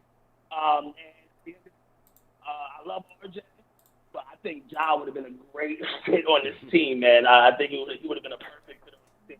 And CP, I was the one who talked to you about taking Rose out, putting him in early, instead of throwing him in, at the last minute, because we could have, EP played terrible for like 10 games. Yeah. Before we actually, made the decision to try to pull him out. So look, keep your hand up, Nick. We good. Hopefully they touch up Trey a little bit. Look, especially towards the end of the game, if we're not winning, he better get touched at least once or twice. Just to make him remind him that next year we come home. And keep your head up, guys. We got it. Yes, sir. So my guy Eugene, man. Eugene was part of the Hudson Grill crew by way of the Bay, by way of Brooklyn, but he's out in the Bay, but down here in ATL with us, man. So salute to my guy Eugene for sure, man. I will say, if I can just respond to that real quick. Mm-hmm. Yeah, go ahead, Ash. Go ahead. I think experience mattered in the old NBA. I think the game has changed so drastically that talent matters more than experience these days. I think if you look at the Atlanta Hawks, no experience, Trae Young. You look at what Memphis is doing with Utah, no experience. You look at Luka, barely any experience. I mean, you look at what's going on across the league, and I think that the just abundance of talent coming from these guys, whether it's one guy, two guys, or the team as a whole, overrides experience. Because if you look at teams like the Clippers, you look at some of the other teams that have the experience, they're struggling against some of these younger guys. I feel like talent overrides experience in the way that the league is constructed now. I think back in the day, it didn't matter how talented you are sometimes. It had to do with the experience. Had you been there before? Were you able to play under the pressure, the bright lights, all the eyes of, national TV exposure, things like that? I don't know if that is the case anymore. I think it helps. Obviously, experience helps. I don't know if that is the difference maker in teams advancing anymore. I think it's I think it's mostly nowadays the talent. At least that's how I feel. I see it as a bit of both. Obviously D Rose, being battle tested, being the former MVP, he's showing that on the court. And on the flip side with the Hawks, I think their talent is showing out as well. They don't have as much experience as we do. Trae Young is in his first season. Bogdanovich in his first postseason. Gallinari, yeah, he's been there in and out. He's showing out for them for sure. John Collins is in his first joint. Herder's, yeah, their talent is showing out as well. So I think it's a combination of both, for sure. Let's salute some people in chat, man. I want to salute D Moore checking in from Mount Vernon. What's going on, D Moore? We got Nino Black down here in ATL. We have Julius Randle checking in from Dallas, Texas. Julius, what's going on? Tough game for you. Bruce Davis checking in Portland, Oregon in the building. We got Rochester, NY, D.A. Hunter. How you feeling? Shout out Andre Beckford from Claremont, Florida. Andre, how you feeling? Chris Foreman from the BX. We have Fedor Konyashenkov checking in from Spain. Johnny Johnny Motathon checking in from France. What's going on, France? How you feeling? And shout out my guy LaShawn Paul Lash. He's actually my cousin. He's sitting on the couch right here watching Lakers game. Checking in from Dallas. Reverend J.A. Salute to my cousin. CK, who you want to shout out, bro? Shouting out a fellow Californian right now that's out here repping the West. We got Brian Green. I see you, Pasadena, for sure. Going down a little bit, I would say South Memphis. Jonathan S. You rocking with us, not rocking with y'all. We appreciate you. Esco from H-Town. Let's go. Man, Randy from Hackensack. Why is that sound? Where's Hackensack? Where's that? New Jersey. Yeah. No wonder I forgot about it. I see my man Born. We're with him though. No, I see my man Born Branded from Elmhurst, Queens. Yeah, shout out to everybody in the chat. Shout out to CK Crew too. I see y'all in there. I see y'all. Yeah, man. Ash, who you want to shout out? I'm laughing at the Jersey slander. They're gonna get you, CK. Jersey does not play about theirs. To tell you that much. Whatever. But I paid my dues in Jersey before I moved out to California. All right, okay, leave me alone. Well, I'm not going to clown you, New Jersey. What's up? Shout out to New Zealand in the building, Saudi Arabia in the building, Melbourne in the building, Australia, obviously the whole tri-state. Shout out to New York City. Shout out to Westchester, the BX in the building, Connecticut in the building. I see Atlanta in the chat, but I'm not gonna say whatever. Hi. Shout out to Panama. Shout out to Barbados. CK and I know what time it is over there. Shout out to France as well, the DMV. Shout out to everyone in the building. We appreciate you guys rocking with us. All 1,200 of you, I think I'm looking at. Yeah, roughly. So Everybody in Europe rocking with us. Salute, man. Salute to Ghetto Clownfish checking in from Christchurch, New Zealand. All right, getting laid out there. So salute all our family in Australia, New Zealand as well. Shout out Joaquin Quiroga checking in from Argentina. All right, and we got Bengals UK checking in as well. So salute to everybody. All right, back to the phones we go. Josh from wild, bro. ATL. Josh, how you feeling? What do you say, CK? The chat's funny. The chat's funny. Okay. Josh, how you doing? Doing today. Hope all is well. Thank I you. apologize on the front end if you guys respond to me. I can't really hear you, but No problem. either way, just wanted to quickly mention I went to both game 3 and 4 just living here in Atlanta. I had all my Knicks gear on, and one thing I want to go ahead and debunk right now, I know we were talking about Atlanta being MSG South. I'll tell you one thing, man, those Hawks fans definitely showed up and they gave it to me as I was like, was coming in and leaving. So I wasn't too happy about that. But as far as the game, CP, you hit all the points that I wanted to actually talk about, man. The Hawks, they got it together. The Hawks got it together, man, with Trae Young just being as dangerous as he is and the role players stepping up. They what you said earlier, they got our number, and that's definitely the truth. It doesn't matter if we start for Peyton at the 1, Derrick Rose at the 1, Ntilikina at the 1. That pick and roll is lethal. I mean, it's either going to be the floater, the lob, or they're kicking it out to a shooter, and those shooters are knocking it down. So, I mean, hopefully they come out on Wednesday and, show some effort. But, I mean, we had a great season. I love that we're here, but it is what it is at this point. Secondly, I just wanted to go ahead and touch on another thing. The Hawks, man, they got some bucket getters, and I think that's what the Knicks are missing, man. We don't got a lot of guys who can create easy shots for themselves or their teammates. I think Magic Johnson, when it was getting closer to the trade deadline and we were talking about getting Lonzo Ball, he said one thing that, stuck with me this whole time, and we don't get a lot of easy buckets. We take Julius Randle, our leader, takes a lot of tough shots, and he's been making it throughout the season. But obviously now he's been missing it a whole lot. But outside of Julius Randle, we don't get a lot of easy buckets, and I think that's one thing that we gotta get through the off season or through the draft or whatever. But either way, man, I thank you guys for doing what you do. Y'all have a great. Appreciate you, man. Appreciate you, Josh. Yeah, man. Hawks fans were in there heavy. They were definitely pumping in the crowd noise, though, CK. I knew it. I knew it. Because today, I heard it through the loudspeakers Sunday. I knew it. Because today, all of a sudden, I was hearing a lot more cheers for Knicks plays throughout the first half. So I'm like, why does this sound so much more different than Sunday? I knew it. Thank you. That's all I need to hear. I knew it. I caught them. I knew it. I knew it. They were definitely pumping it in. No doubt. Shout it. out my guy Mosul, the wine god, sends a super chat, $50 super chat. He says the game ruined my Sunday. Now I'm headed back to rainy New York. We can't let him close it out in the Garden. Overall, this has been a fantastic season. We went from hoping we make the play in to winning a playoff game so far. I'll take that. All right, so Mosul looking at glass full. On God. I don't mind losing the series, but it's not gonna happen in New York. Do not play me. I can't. Not there. Nope. Not there. It cannot happen there. I don't care if it happens in Atlanta. It cannot happen at the Garden. Not doing it. I hope not, man. I hope not. But if you guys want to go to the game, make sure you guys fill in the giveaway form. Go to KnicksFanTV.com and sign up. I'm giving you 2 tickets. Plus a $200 gift card to the NBA store. You can't beat it. Got to be vaccinated. 2 vaccinated tickets. Vaccinated only there. Center court. Great seats. So make sure you guys are signing up for that. Plus a $200 gift card to the NBA store. Go get your Knicks jersey, some Knicks merch and whatnot. And that is once again sponsored by my guys at Forzano Law Firm. Knicks fans, if you guys have been injured in an auto accident, motorcycle, construction, slip and fall, nursing home abuse, or more, start your path to recovery and monetary compensation with Forzano Law Firm. Call them up, 718-372-1397. Ask for Anthony and David. Tell them CP the franchise sent you from Knicks Fan TV. And they're offering free consultation and free representation until you get paid. You can also go to the website, ForzanoLaw.com, and get a 24-hour live assistant at your call. Or you can go to the physical location, 271 Avenue U in Brooklyn, 1 block from the F train.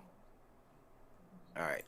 Oh, Ari's in the chat. I was worried he was drowning. I thought he was drowning in. I was worried. I thought he was going to be drowning in debt or something. Now you know what? When I ran into him on the streets after game 2, he won some money, so I know he's still riding high. Man. Yeah, I know Ari's still riding high, man. With his sarcastic tweet saying, "Randle's been great, so worth the max money." Ari. Well.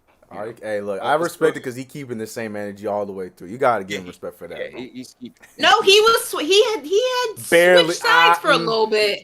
Yeah, you're right, Ash. He did call into the show. I don't think you were on the show, but me and CP were here. Okay. And he did say he was wrong and he doesn't know how to feel. Okay. And he's very confused. Yeah, he did switch sides. I tried, Ari. Yeah, can't help you there, bro. Can't help you there. Yeah. He did change his tone that one time. Thanks for reminding us, Ash. So, are you not slick, man? Let's go to overseas. Jose from Panama City. Jose, how you doing, man? Doing how everyone doing in the chat, man. Salute to everyone. Salute, bro. That's in the chat. Salute to everyone that saw the game, man. A little bit bummed out, but let me be very sincere. Hey, it has been an amazing season. I was talking with my pops about it. And CK, I'm going to tell you something. You're not the only one that is rocking with the movement of Zoto New York. Yes, sir. No, it's that we need a point guard that can create from there. And also, Julius is getting doubled every time. Dump the ball to Noel. Dump the ball to Gibson. You're being doubled from the center. Basic basketball. You're getting doubled. Pass it to the open man. And we're still backing up from that pick on that high pick and roll. Let's try to get some defense. Julius, you weigh more than Trae Young. Just post that guy up. Try to get some switches for you to get that game, for you to get Trae Young on you some way or another. And hey, I know that for obvious reasons, not everybody can come back from a 3-1 lead, but I have a little bit of faith that we could come back and we can win this in 7. Knicks in 7. Let's go. Oh, let's go. Hey, he's checking for Panama, man. He's cool. There's no wow. Hey, all you need is a little bit of optimism, man. Not totally over. So salute him for his optimism, man. We salute him for his optimism. Want to salute some more super chats in here. Salute Jose from Panama City for sure, man. Checking in overseas. He's a good caller.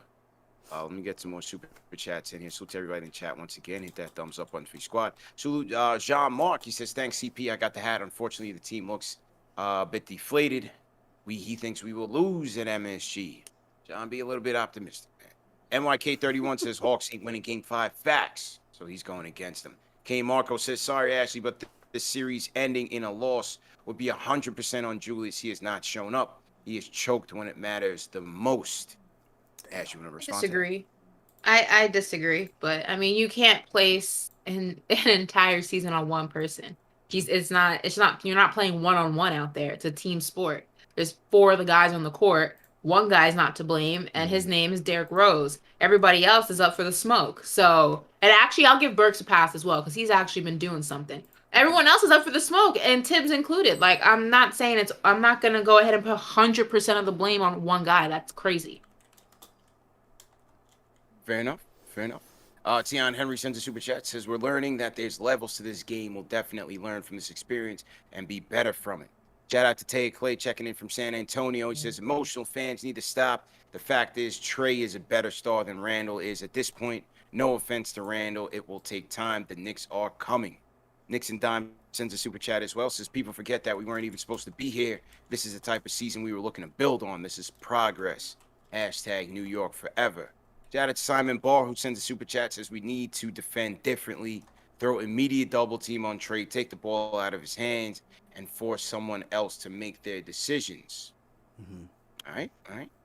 Let's get back to the phones. I'm confused. Before we get to the phone, I'm confused. Why am I like the odd man out on this Randle take? Because everyone's saying you can 100% blame one person. You can blame 90% of it on Randle. Am I the only person who's not on this train? Or CK, I saw you go like this. Do you agree it's mostly his fault? That was for the Burks. That was for the Burks one.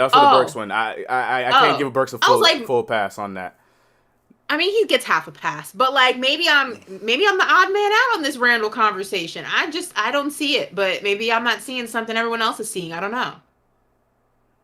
Nah. DK, go ahead, bro. No, I'm with you. I don't agree. I think that there's some to be put on it. If you want to be the leader of the team, you definitely get some of the blame. But I'm not going to sit here and say that we're down 3-1 strictly because of Julius Randle. So yeah, I completely co-sign that. Like I said, the only reason why I said it was shaky was because of Alec Burks. So yeah, the one good first game, and then since then he's been up and down. So I can't give him the full safety from me, not from me at least. Yeah, the whole chat saying we're not seeing it. I'm confused.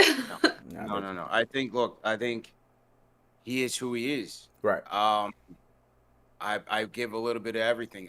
Yes, you can say some of it is the pressure, some of it might be fatigue, some of it is he's just missing his shots. But at the end of the day, I've been saying it from the preview show throughout the series that Hunter is a big difference maker in that he's not Collins. He's a better defender than Collins. This is why they have Hunter on Randle. This is why they put Hunter on Rose, Hunter on RJ. He's an effective 3-and-D wing. And then on top of that, you're going to have to struggle to get past him physically. Then who's at the second level? It's Capella. He's meeting you at the rim, where you're already not finishing well all season, regardless of who you're playing. So it forces Randle to hit his shots and to hit tough shots and to make better decisions out of the double team. He has not been great, but overall we are losing to a more talented team. This is why the series is tilted in the direction that it's in. Yes, game 1 was available for us to take, but their better star took the game over ours. And I think that's what it came down to. Trey closed. We did not close. You know what I mean? Game 2, we showed up in the second half. We played one half of solid ball. Yeah, we did okay in game 3 first half and game 4 first half. But I'm talking about when it mattered. You understand what I'm saying? Like, game 3 overall, they were better. Game 4 overall, they were better. Game 1 overall, they were better, and they closed. Yeah. Yeah, we can blame Julius for some of it, but what? That's what I'm saying. He ain't guarding everybody, right? He ain't guarding everybody. He ain't scoring all the points. Like, yeah, no, that's what I'm saying. I agree. They're just a good team, man. You want to blame it on him and say he's overrated. Bro, he took us to this spot. He brought us back into the limelight. That was Julius. How quickly people forget. How quickly people forget.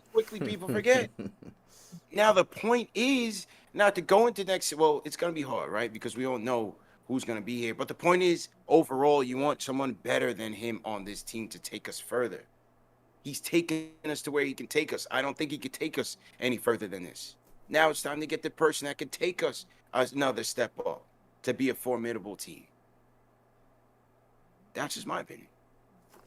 But like I said, the whole dynamic, the whole defensive scheme, when they're putting Capella in, the reason why Capella's able to shadow Julius is because we don't have a stretch 5 out there. Right. He doesn't have to respect Taj or respect Noel or whatever the hell they're doing or wherever they are. So they can play that zone type of style. They can play that free safety type of style, CK. Yep. We can't do that.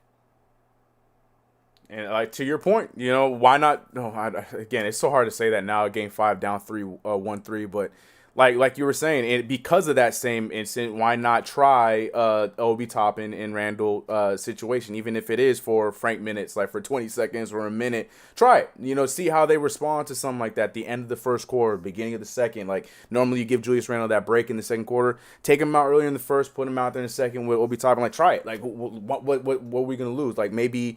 It might not be the case. It might not work because Obi Toppin doesn't match up well with Quick Capella, or maybe at the same time, because we have 2 guys that can stretch, it forces their defense to play differently, and then it opens up the lanes a little bit better for us. So you sold me on that after game 2, and I've been looking for it. We saw a little bit of it when it was way too late today. But yeah, if he's out there playing next to Nerlens and next to Taj, it's just easy for them to do. Like we've been saying, if it ain't broke, don't fix it. And we're giving it right there to him. We put Randle next to Taj, Randle next to Noel. They don't have to move. They can just shadow.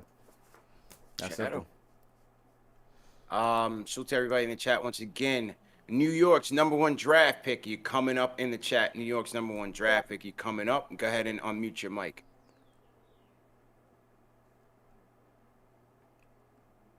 New York's #1 draft pick, going once. It's unmuted. There you are. What's up, bro? Can you hear me? Loud and clear. Go ahead. Yo, CP, Ashley, CK, throw that thumbs up for your squad. What up, y'all? Nice seeing y'all. Nice seeing CP, the artist, Papa Left, J Boogie in the flesh. The community is official, you know, having everybody out there in Atlanta representing. But man, let me tell you, that was torture. Seeing that whole second half was torture. I mean, you guys at home just relaxing. You guys can just, grab a drink after that and call it a day. But man, us out at the game had to see Atlanta fans celebrating, doing their thing, swag surfing in the arena. I wanted to join in for a bit, but nah, I was too sad for that. But all in all, we've had a great season, and that's all you can ask for. I mean, I wish we could do what we've been doing. I wish we could do better than what we're doing. Hopefully, we come with a stronger game on Wednesday. I think it is next game, but Wednesday, I hope we come back with a stronger game. But I mean, a few things. I mean, Reggie Bullock hasn't really been there for us. He's talked a big game, but he hasn't really been in there for us. And another thing, Trae Young had like 3 fouls in the first half, and Thibs failed to go at him with the try to get him in foul trouble. I mean, we needed to do that to get their first offensive weapon out of the game, because I mean, we were lacking there.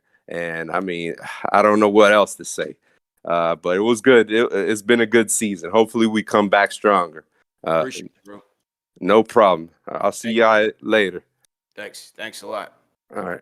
Bye. Yeah, I mean, Bullock 34 minutes and only shooting 3 threes. That's the regular season Bullock that, you didn't really like. Obviously, you want to see him hit him, but you want to see more volume there. You just didn't get enough. Knicks overall shot 30% from 3, 9 to 29 from downtown. Hawks 38%, 15 to 39. Game 3, they shot 60% from 3. How you gonna beat that? I don't see how you're gonna beat that, man.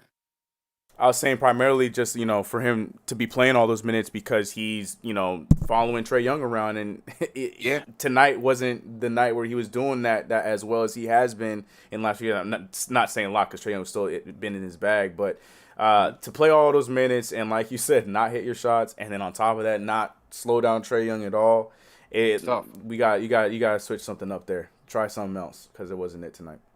It is tough. I thought I saw Papa Left in the chat. I heard him and J Boogie were together. Yo, Papa Left was wilding on them Hawks fans game 3. Yeah, he was I told him you gotta be careful in the A. That's a different kind of crazy. Right, man. For that's real. not New York. Listen, that's not New York. They don't have the same laws in ATL. Yeah, real, bro. Man was wilding on them boys. The energy in the ATL, man. You gotta be careful out there. That does not correlate the same way in the A, my man. You gotta. What's it say? You got too much dip on your chip, man. You gotta relax. You got too much dip on your chip, young fella. You came in hot ass. You know what I mean? Back to gotta relax. Les from Brooklyn. Les, how you doing? Les from the Bronx, NY. Yeah, bro. Les, how you feeling, Les? That's what I figured, man. This is OG Les. What's going on, bro? Yeah, it's no.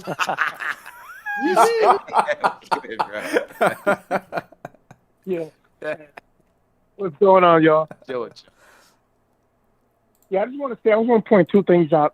What's going on with Mitch? I mean, I read where he could play, but I don't know. Kids don't want to play him, or what's going on with that? I don't think it's that. I just think they're not trying to rush him. If he could help us, I'm sure they would. But it's a big man with a foot injury. I don't think it's wise to rush him out in the intensity of a playoff battle, man. He might re-injure himself. You know what I mean? I felt like if the team felt like he could come back, they would bring him back. Because he does so much more than what Nerlens can give us and what a journeyman like Tosh can give us. I just don't think it's wise for them to rush him back for this.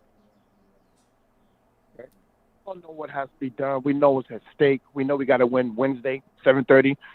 Game time. We got to win. We got to represent, and just take it back to the A on Friday. You know. Yeah. One game at a time, man. One game at a time. For sure. And one other thing I want to mention. Maybe I'm overlooking it, but I don't know if your guys saw it. When Randle elbowed Gallinari real hard, I think it was a flagrant call. Mm-hmm. Randle went to the bench. Everybody got up from the bench. His teammates high-fived him. Mm-hmm. But D Rose just sat on the bench and just kind of gave Randle like a glare, like a mean glare. I don't know if I'm overlooking it, but you go back and look at the tape, check it out. I'm not sure. I think at that point, D Rose was on the bench, kind of hurt, and appreciate the call, Les. From what I saw, we was right behind the bench. We was like 2 rows behind the bench, and from what I saw, he looked like he was hurt. You know, he was kind of limping his way to the bench. So I'm not sure. Maybe he just wasn't really, you know. And if he was giving him a dirty looks, probably because he was pissed. He's out there doing all the damn work. He's probably giving him that look like, bro, don't you know I'm 34 years old? You see me out there grinding? Help me! Help me! I don't think he's nothing to look into. But that's funny as hell, Ash. That is funny. Salute to everybody in the chat once again. Hit that thumbs up on Free Squad.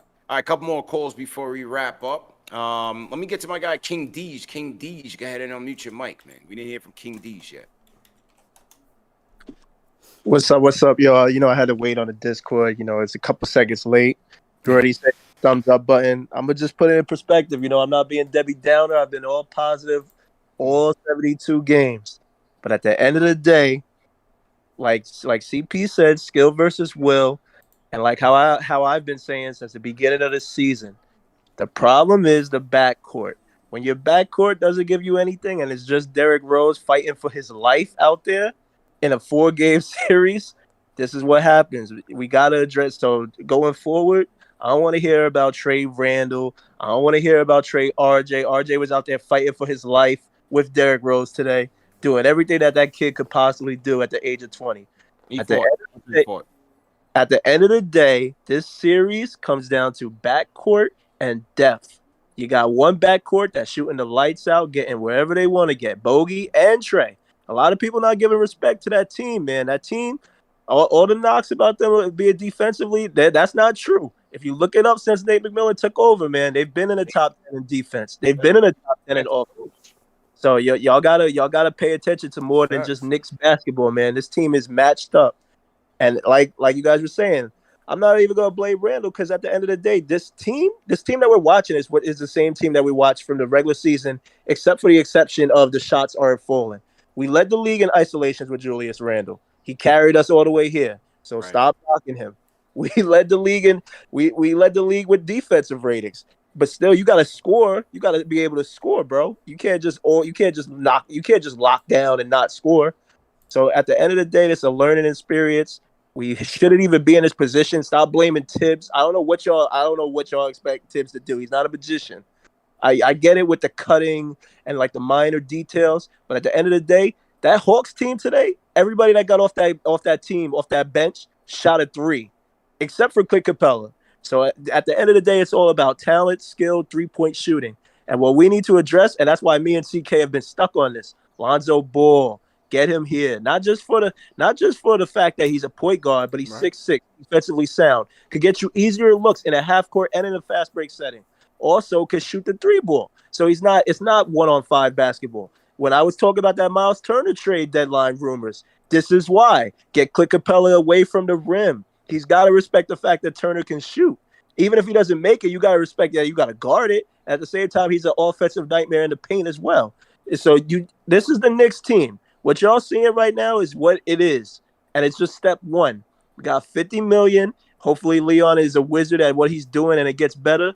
I don't expect us to lose Game 5. I expect us to go guns blazing. Now, even though I'm talking about the future, we should go out guns blazing at Game 5. Force a Game 6, and then let fate decide what it is. But I'll tell you one thing: if we win that Game 5, and then it's up for grabs at Game 6, Atlanta don't want to be here for Game 7. Because all those role players that you see stepped up, Gallo, Kevin Huerter, those guys were non-factors at the Garden. They were factors at home. Cook food, good chill area. So just win game 5.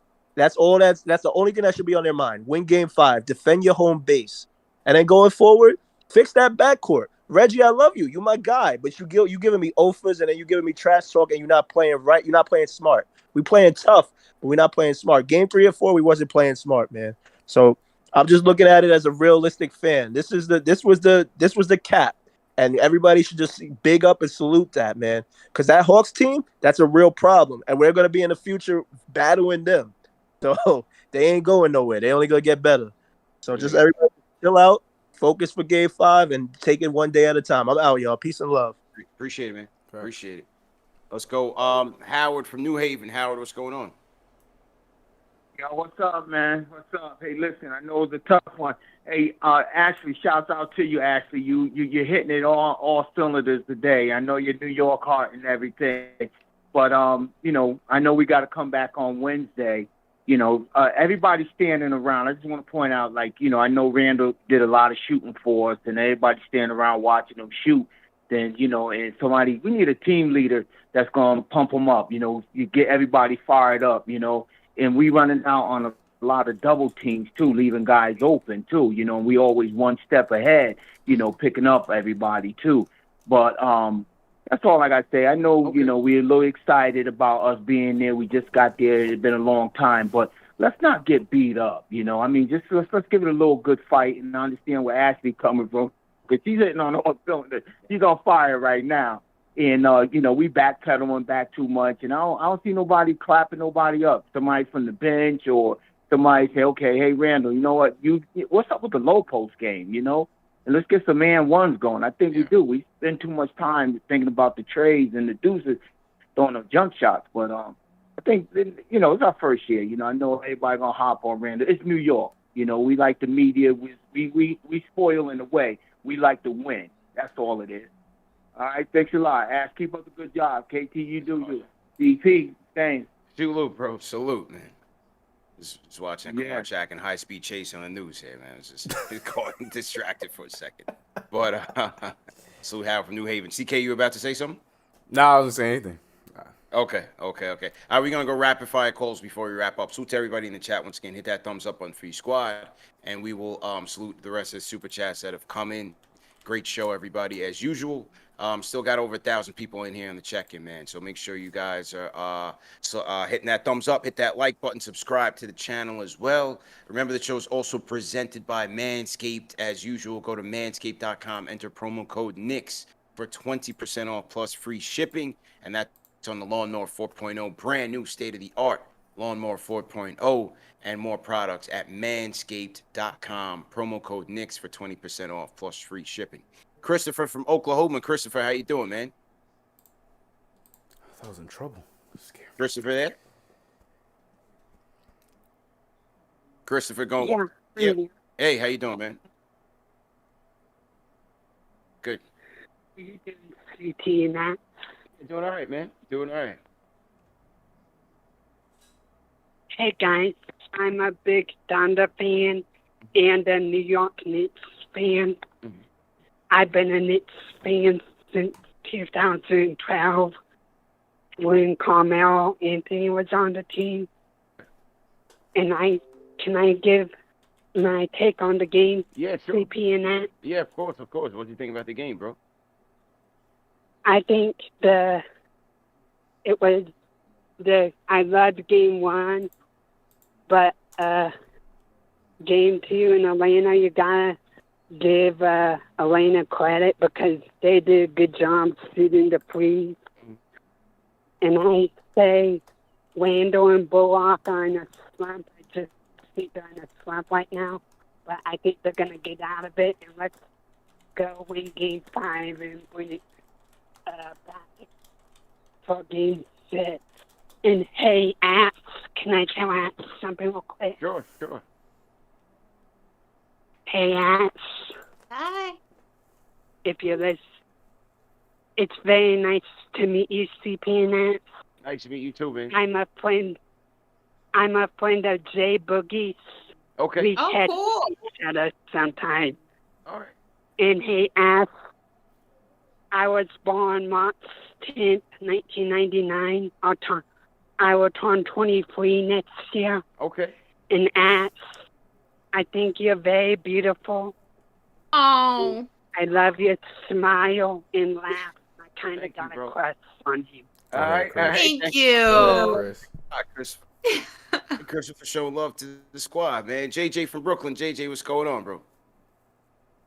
Yo, what's good? How's everyone doing? Good, bro. How you doing, bro? All right, man. I hope Atlanta's treating you well besides the two. Yeah, always, man. I hope you at least enjoy it. Show them away from home, man. Wish the results were different, but it is what it is. Yeah.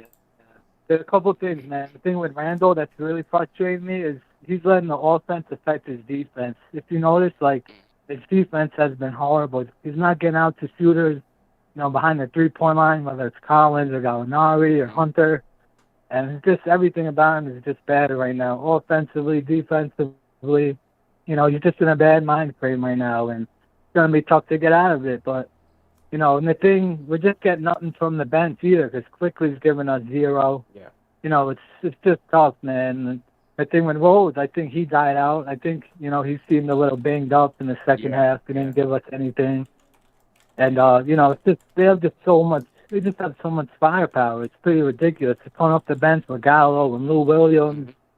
So we gotta just get the ones that Garnet and hope to steal one in Atlanta. But why does everyone just act like it's over? Oh, it was a good season. It's not over. You never know what could happen. Right.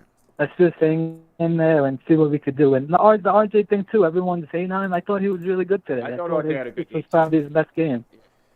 Yeah, it was the best game of the series, 100%. Great call, man. I thought that was RJ's best game this season for sure. Yeah. A couple more calls before we wrap. CK, you want to say something? Go ahead, bro. No, I'm just glad that he's gained some love. That was like the second call of all the calls we've had that gave him some respect. I think circumstances suck because we lost, so you don't want to look at this, that, and the third. But I feel like for the series he's had in his first playoff series in his career, I thought he had a good game today. Turned it around, shot 53% from the field. So I'm glad. Yeah, I just wanted to. Glad he got some love. He deserved it. Yeah, man. Yeah. And I'm hearing the closers on the line ready to close. So we're going to wrap up with Jeremy, then Hector. Jeremy, what's going on? Hello? Yep, loud and clear, bro. Go ahead. Just want to shout out to y'all. Everything y'all do, I appreciate it. Salute, man. Not messed up. Smart Knicks fan. Smart ones. I just want to say I don't really understand the Knicks rotations and defense right now. We went from being one of the best three-point defending teams in the league to now looking like we don't know how to guard the three-point line. I don't know why we're packing in the paint on a team full of shooters. I just want to say that. It's very confusing to me. And also, I just want to say I don't recognize this team I saw throughout the 72 games. It seems like we have no heart anymore. We have Atlanta coming in here, showboating. They have all the swag that I thought we had coming into this series. So I thought we were going to be our in our fight, our will, and we're not fighting. Every game we come out here, we look lost. We look timid. I don't know this team. Like I told my boys, we look like Brooklyn. We don't look like New York. And I don't appreciate that. So I need these guys come out, win Game 5. I'm not saying it's over yet. They might be better, but they're not that much better than us. We are better fighters, and we're not showing it. We're not showing that grit and determination. And, yeah, that's all I got to say. Stop with all the comment section talk. Let's get it going, New York. CK, I see you. Thank you very much. Best call. 5s. I was already going to give him a 5. That just made it at 12 right there. Let's go. Good call. Isn't that what I've been saying all show? That's literally what I've been saying all show. Thank you so much for somebody else seeing it. It's not necessarily if you lose, it's how you lose. You look a hot mess out there. Yeah. There's no remnants of the team that got the 4th seed in this series. I don't see them. Even in the game that we won, I barely saw them. I saw them in spurts. There's no grit. There's no determination. There's no hunger. There's mental mistakes. You're not even playing fundamental basketball. You're not getting the easy shots. You're not even attempting to play the defense that got you here. There's nothing that is remnant of the New York Knicks team that I have been following for the past 72 games this season that got to the number 4 seed in the Eastern Conference. I don't see it. I've been waiting. I just don't see it. Don't know where they are. We're coming up on the 2-hour mark, so we want to wrap up quickly. Hector from Harlem. Go ahead, Hector. How you doing? Before we close out, I want y'all to give a thumbs up to the boys of the Orange and Blue, CP and CK. Shout out to y'all. I also want to give a shout out to Ash. I got the chance to check out that New York Times feature. You were awesome. Congratulations on your future endeavors also. But as far as the game, CP, CK, we talked about this on Friday. I'm gonna go rapid fire with it. Today, we've allowed one man to dictate the entire tempo of this series. Period. We know who he is. I think that it's like what you said on Friday. It's not Julius's fault. I know Ash covered that today, but it's not Julius's fault. It can't be all his fault. But today, there was one possession that let me know exactly where this entire game was going, and it was one offensive rebound where usually he would cop an and one on those, and he couldn't even put it back in. Yeah. And I knew, it's going to be a disaster. Yeah. Mm-hmm. Another thing is, there was one caller who said we should start Frank because I think Derek should come off the bench. That's not going to happen. We have no offensive transition. If it's not for Derek, we're not going to open up the floor. There's nobody to open up the second tier guys, so I don't know where that idea comes from. We need a legitimate point guard in New York, period. I know people have been throwing out Lonzo. I heard another person say Norman Powell. You guys know where I'm going with this. I'm shooting for the stars. I don't care. Damian Lillard has to come. I don't care if it's a reach. I don't care what we have to do. I will send a package over to Portland, blow it up. We want Damian Lillard. But as always, you guys make me proud. Shout out to you guys. Go Knicks. We're winning in the 7. Let's do this. Hector, let's go, man. Salute Hector, salute Harlem, Wash Heights, everybody up there, man. Appreciate it. All right, we're going to go to the closer now. Great show despite everything, man. We're going to go to the closer, though. Jay Boogie. Let me get him in here. Jay Boogie, you up next, man. Jay Boogie, Jay Boogie. Jay Boogie, Jay Boogie. Jay Boogie. Jay Boogie going once. Oh, that worked last time. Yeah. You protocol together. We'll give him some time to get it together, man. Jay Boogie, when you're ready, just go ahead, bro. In the meantime, I want to shout out the rest of the super chats that have come in. Dave, maybe just either text Jay Boogie or give him a call. Just let him know that we're waiting on him. In the meantime, salute to Dale Wilson's super chat. He says, this year we established a system. Now we have to upgrade and plug better pieces into some of those roles. Hashtag just to start. Tom Herrera sends super chat. Sorry. No, go ahead. No, go ahead. I was going to say, in the meantime, if you guys wanted me to give you what Knicks fans said that they would trade for Damian Lillard, I have that information right here. Oh, my God. What? I'm actually curious. I posted this photo. Someone did like one of those mock jersey thingies. Oh, God. Yeah, see Photoshop. It? Mm-hmm. Yeah. So listen to some of these trades that people are willing to make for Damian Lillard. Oh, Lord. Here we go. Some of them were pretty wild. All right, so somebody said, I'm willing to give up IQ, Frank, Knox, and 3 to 4 first picks for number 1 pick being a swap. Someone said Knox, Frank, Mitch, and picks. I'm only adding Mitch because I can see we can survive without him. Someone said IQ, Obi, Frank, Knox, and 4 first rounders. God. Okay. Someone said everyone and anyone not named RJ and Randle. Mitch, IQ, Knox, and any picks that they want. Yeah, so Obi's up for trades. We got Knox, we got IQ, we got a few people. Anybody who's not named RJ and Randle are apparently up for that trade, so that's interesting. I mean, it's unfortunate because for a trade for Damian Lillard, some of those names are definitely going to be thrown in there. But what got me are those 4 draft picks in the future. I'm like, were you not watching Knicks basketball in the early 2000s? Like, you want to go back there again? Do you want to do this again? I don't know. That's wild to me, man. Crazy. Salute Oakland Raiders on the super chat. Salute Booker 6102. Taya Clay says Mitch would change the series. Legitimate lob threat. Nerlens can't catch. Yeah, we saw a bad turnover by him early in the game, and Taj plays below the rim. You don't need a stretch 5 necessarily. I think in certain aspects it would help, especially the way Julius plays, but there's no doubt that Mitch was missed in this series badly. Looks like Jay Boogie's having technical difficulties. Maybe we'll get him on. We're going to link up with him later on anyway, so maybe we'll just get him on a video or something to get his thoughts later on. France Metellus sends a super chat, says we're an incomplete team, just something to build on. Shout out to Oakland Raiders for the super chat. The Everyday Vapor All right, an interesting name. Says we need to take away one of Trey's options. You can't let him do everything. Either make him a volume shooter or beat us, or make him have to pass. Alan Berman sends a super chat. Says salute. This one hurt. But at least we don't pump in crowd noise because our fans are trash. Couldn't believe they needed to do that stuff for a playoff game. SMH. Jean-Marc, appreciate it. NYK31, appreciate it. K. Marco. Tion Henry. I got that one. Tay Clay got that one. Who else? Simon Barr. That one. Mosul got it. Dylan Alex says Giannis prediction. I don't know about that. Above the Rim says, I'm sorry if you can't get on your high horse and cheer for your team. You are a cancer on the team. He's basically sitting as far away from the team like Leon West in Houston. He's talking about Alfred Payton. And yeah, I did take a video of the end of the second half.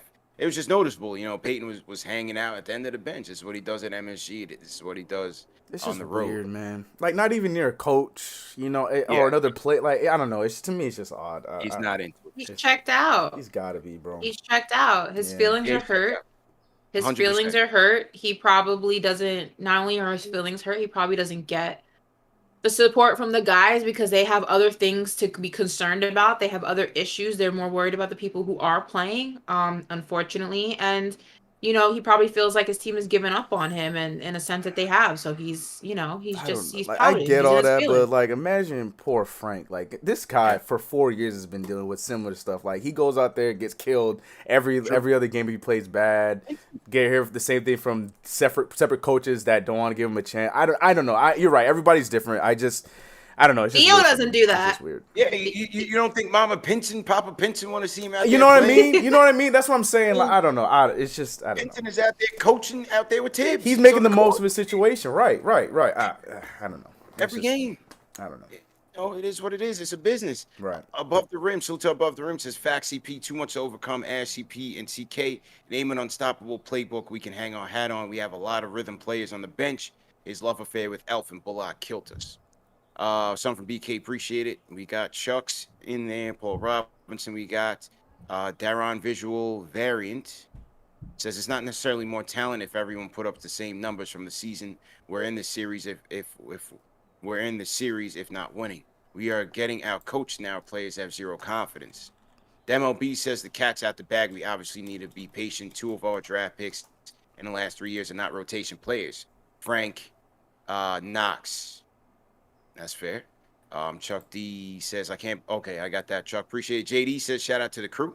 Okay, I got that super chat as well. Salute to JD. Salute Bruce Lee. Got those. Kenny Williams says, I still believe the future is bright with these Knicks. Have to play the cards right in the offseason. I still believe we have had a successful season. Young DA says, easier said than done. ATL more physical than you guys are giving credit.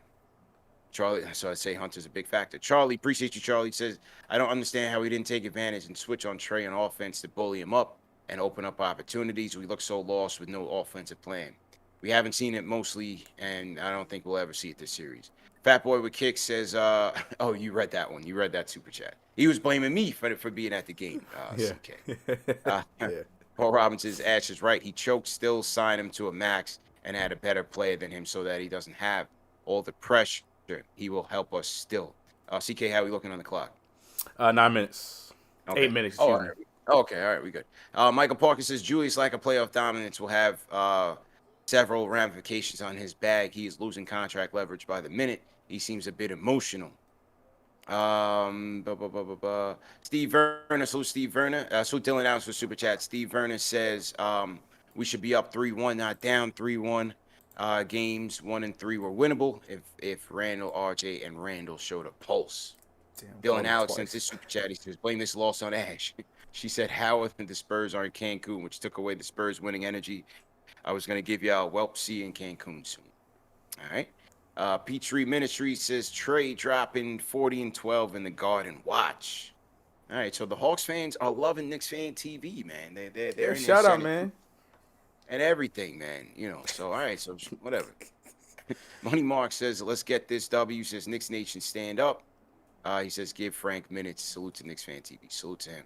All right. Let me hear what Dave had to say. Dave says, okay, so Jay Boogie having technical difficulties. All right. So, let's just wrap it up for tonight. Sounds good. And we will be back Wednesday. I'll be back Tuesday, matter of fact, to announce the giveaway winner. So remember, go to KnicksFanTV.com. Sign up for the giveaway. We're giving away 2 tickets. Once again, 2 tickets to Game 5 at MSG. That is going to be on Wednesday, June 2nd, 7:30 p.m. Eastern Time. So make sure that you guys sign up. They are vaccinated-only tickets. You have to be vaccinated and be able to show proof of vaccination with your ID. Also, in that package is also going to be a $200 gift card to the NBA store, man. So it's a great deal. Don't miss it. And once again, that is sponsored by my guys at Forzano Law Firm. So without further ado, CK, go ahead and sign out, bro.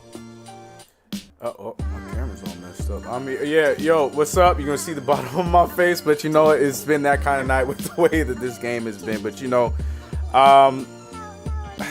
we got a lot of time to rest up, a lot of time to get things figured out. I feel good about this team, one game at a time, and I think that's the attitude we all have to have going into Game 5 now. I'm saying Game 4 again.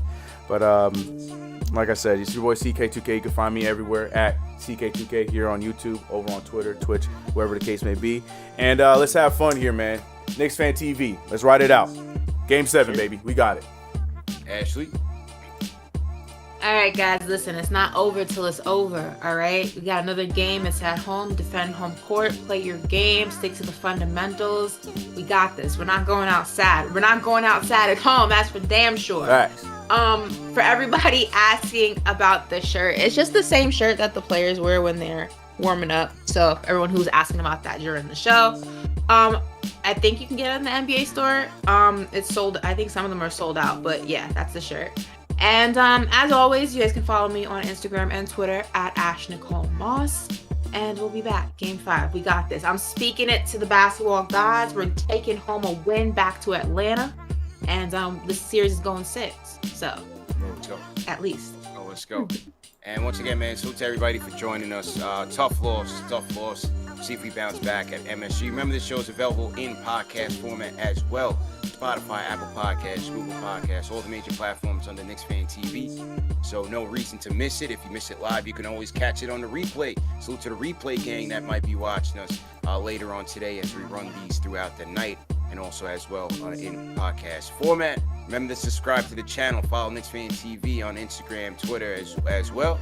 And we'll see you guys Tuesday, man. 1 lucky winner is going to the Garden, or 2 lucky winners going to the Garden with tickets to Game 5, plus a $200 gift card to the NBA store, man. So good luck to you guys. Go to KnicksFanTV.com and sign up.